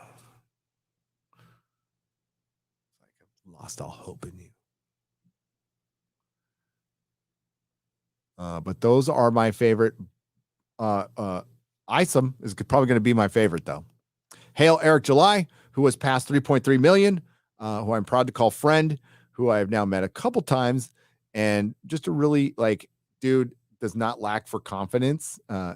Neither do I, but his is different because he's fucking 30. He's fucking 30 years old. This guy's going to take over the world. He's 30. Like, he's a pup. He's a little bitty baby. And he's accomplished more than I ever will. And it's fine. It's fine. I love to see it. I love to see a man, an individual, go out there and try to really push positive messages, create your own shit, get your ass to the gym, nuclear family. Dude, you are speaking my language. You got me. You had me a dude. Yes. Be creative. Make a family. Individualism. Good. These are good things. And get to the gym. Get to the gym. You don't have to look like Adonis. You don't have to look like Adonis. You don't have to look like a model. You just have to go to the gym.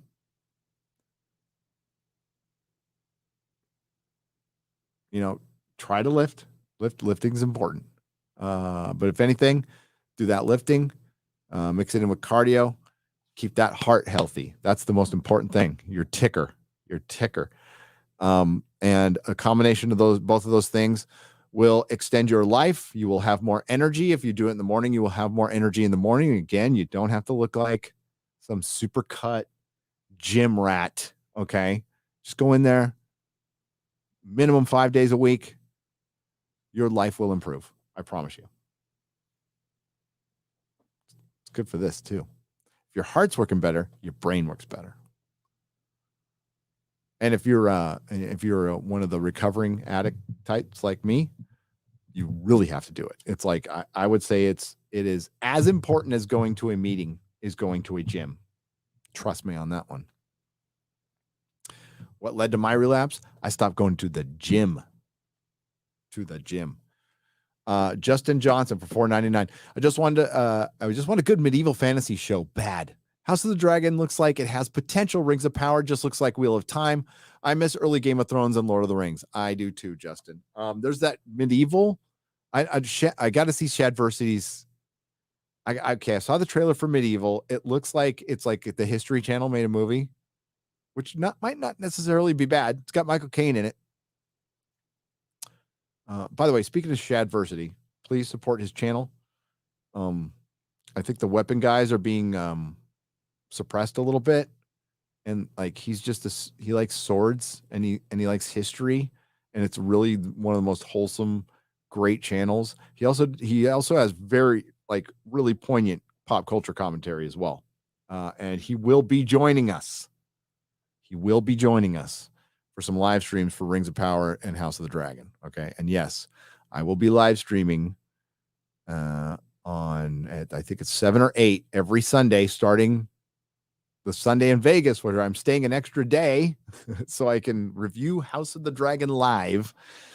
And then Rings of Power, Friday Night Tights will be reviewing every episode for the first, half hour to an hour of every of our Friday night show. So be ready for that. It'll be a legit review.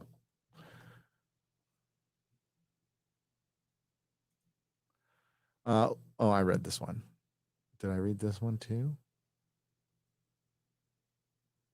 I read this one too, but I'll show it. Okay, that's it. We're going to wrap it up. 3 hours. Holy shit. Wait, there's one more here.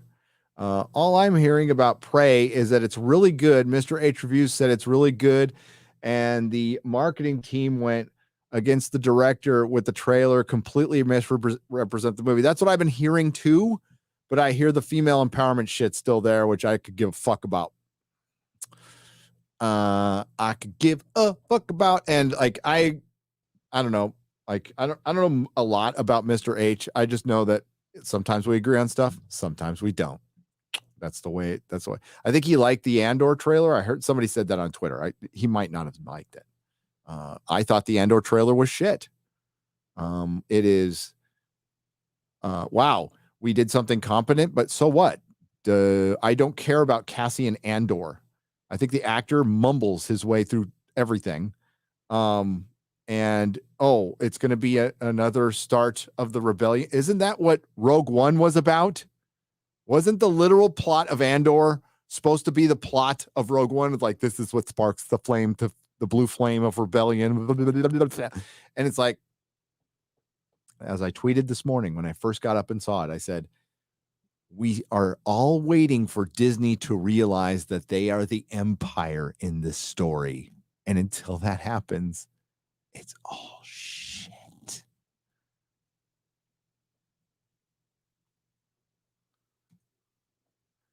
So no, I'm not going to fall or care for Star Wars, especially like pure Disney Star Wars. We're talking about pure Disney Star Wars here. And they're changing canon, and they'll bring back Darth. They made Darth Vader. I mean, people, we just had an Obi-Wan show where they made Obi-Wan and Darth Vader idiots. Like, why are you going back? Like, seriously, why? You are like a whipped cur. You are like a beaten wife. Stop going back. I love Star Wars. Love Star Wars, but stop going to Disney Star Wars. Go buy vintage Kenner shit. Go watch the original trilogy on shit you buy on fucking eBay. Stop going to Disney expecting to get Star Wars. You are the problem now. Sorry, but there's a point where it's like, guys, wake the fuck up. Or not. But don't like come back going, I can't believe it sucked. I try to be understanding when it comes to fandom, but there is a point where it's on you. It's on you.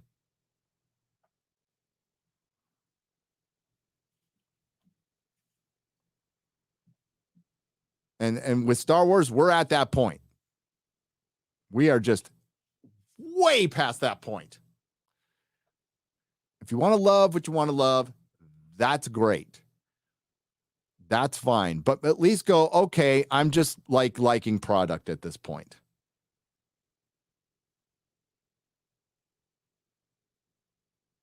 But, and here's the big but, you're making sure it still sucks.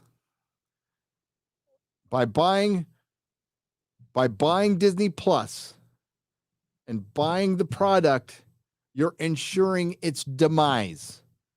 I mean, that can't be undersold. And honestly, after Kenobi You're on your own. I don't care. Not even in the fight anymore. They can have it. Like rewriting Ripley can have it. They can have this Star Wars because it's not Star Wars. They can go make their gay Raylo shit all they want. I don't give a fuck.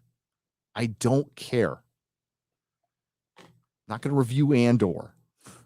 Not. It's going to be shit, just like all the other shit was. There's other fish to fry. There's stronger fandoms out there that have a better chance to win and change things. Star Wars fandom, that battle is over. It is fucking over. And Kenobi put a rubber fucking stamp on that. That's all Kenobi was the rubber stamp, file nail in the coffin. That's it. It's over. Call it a night. Get Dandy Dawn to sing Turn Out the Lights. The party's over. Star Wars is fucking dead.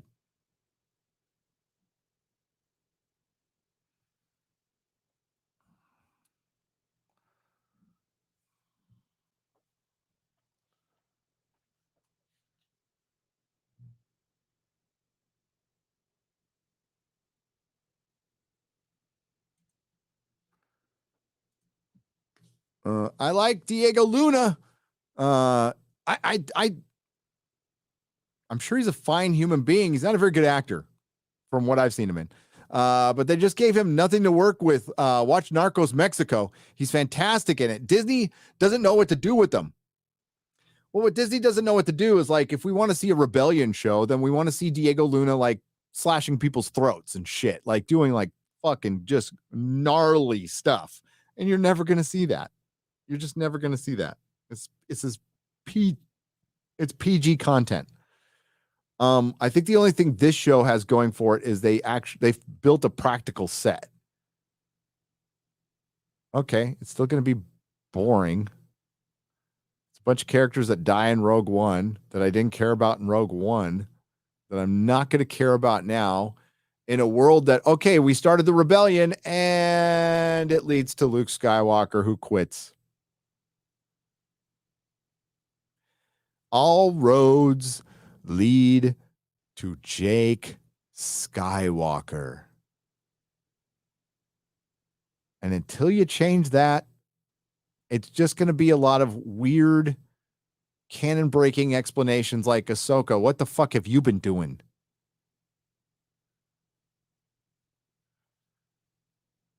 Where were you?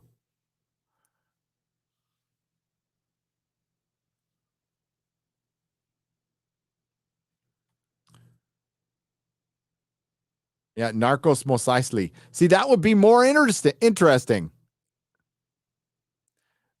Yeah.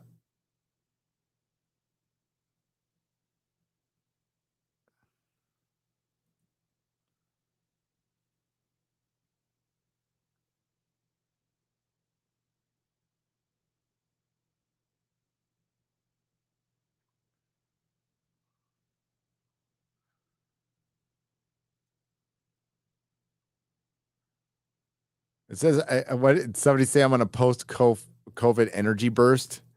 That might be it, but I'm pretty energetic most of the time. PG until they're grooming, right? Yeah.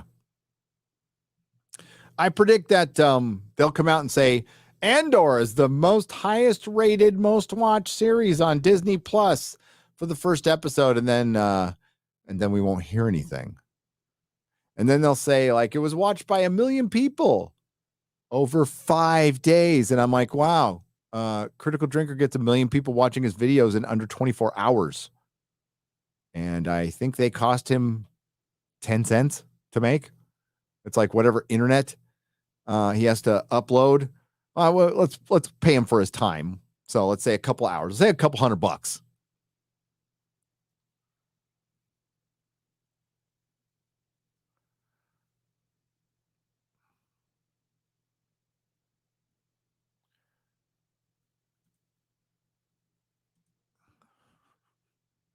Blandor.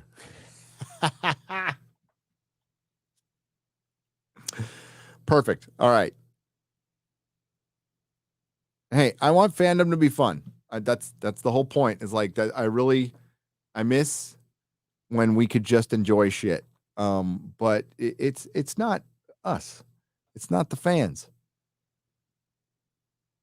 It's these franchises that have poisoned it.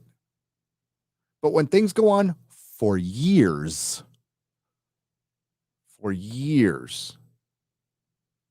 you can't expect things to be changed for you. I don't expect things to be changed for us. Not until there's real economic impact.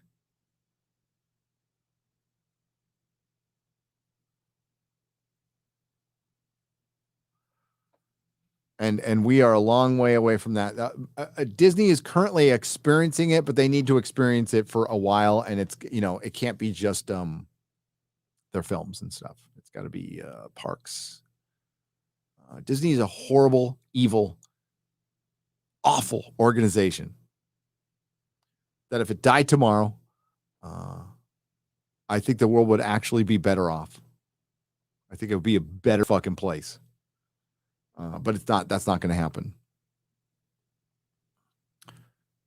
It's really bought into this ESG shit like every other corporation. And as I said, things are changing. Things are absolutely changing. Disney will be the last, very last to the change party. And yeah, they'll have to buy more properties because they are not innovating anything right now.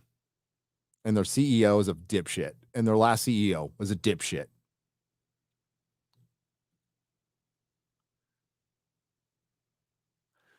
Hey Gary, congrats on 500,000. I was the guy who shilled his dad's book last weekend. Oh, cool. I've been watching you since 18 and just recently started watching FNT and Real BBC. Long live the fellowship and long live your dad and you.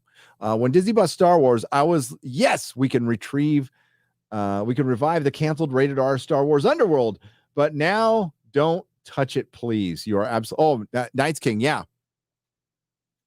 How does George Lucas feel that Amazon committed to 5 seasons to the Rings of Power, but they would not commit to him when he shopped Underworld with the scripts written by people like Frank Darabont and Ronald D. Moore? Yes, that's right. Underworld scripts written by Frank Darabont and Ronald D. Moore. And a straight up rated R Star Wars. Oh, well. That would have been fun as hell. The Rings of Equity. That's what it's going to be. All right. Hey, thanks, everyone. Love you guys. Thanks to the Modrotics. You're just so underappreciated. Just want to say thank you. Hail to everyone in the chat and everyone who participated. Hail to everyone who left a super chat and a donation. You help keep the lights on here. Thank you for all the kind words. We made it to 500,000 subs. That's nuts. We had a couple thousand people watching, I think, for a while on the live channel. Thank you very much. Thanks to Az for sending in the raid. And I'll be with Az and Mahler and Nina tomorrow in about 16 hours, something like that. 14 hours, 16 hours for the Real BBC. The Real BBC. And thanks again. Oh, did the porn bots come in now? Why'd you come in now? Why didn't you come in earlier? Yeah, don't go to porn bots. Go to who's live streaming right now. Oh, by the way, free Nick Ricada. Free Nick Ricada. Let's see who's live streaming right now.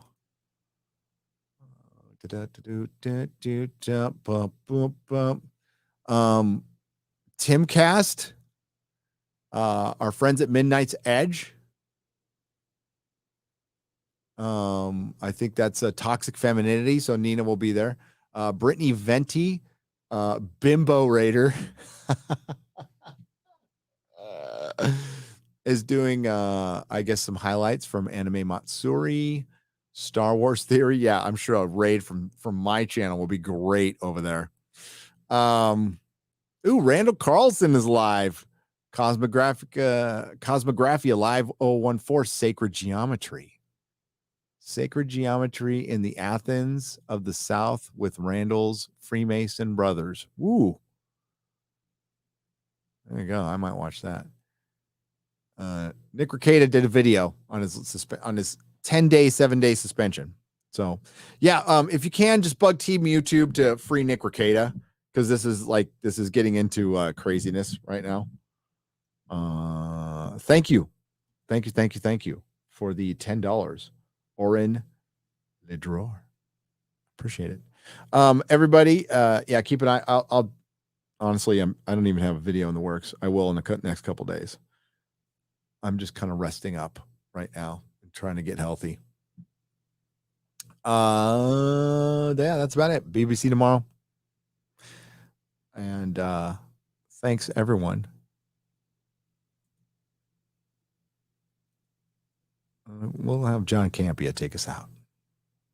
Toby, and the light source is hitting the right side of his face. And I can't believe I'm about to say this. I never thought I would say this in my entire online career. But look closely at Tobey Maguire's dick. Look closely at Tobey Maguire's dick. Nerdrotic.com.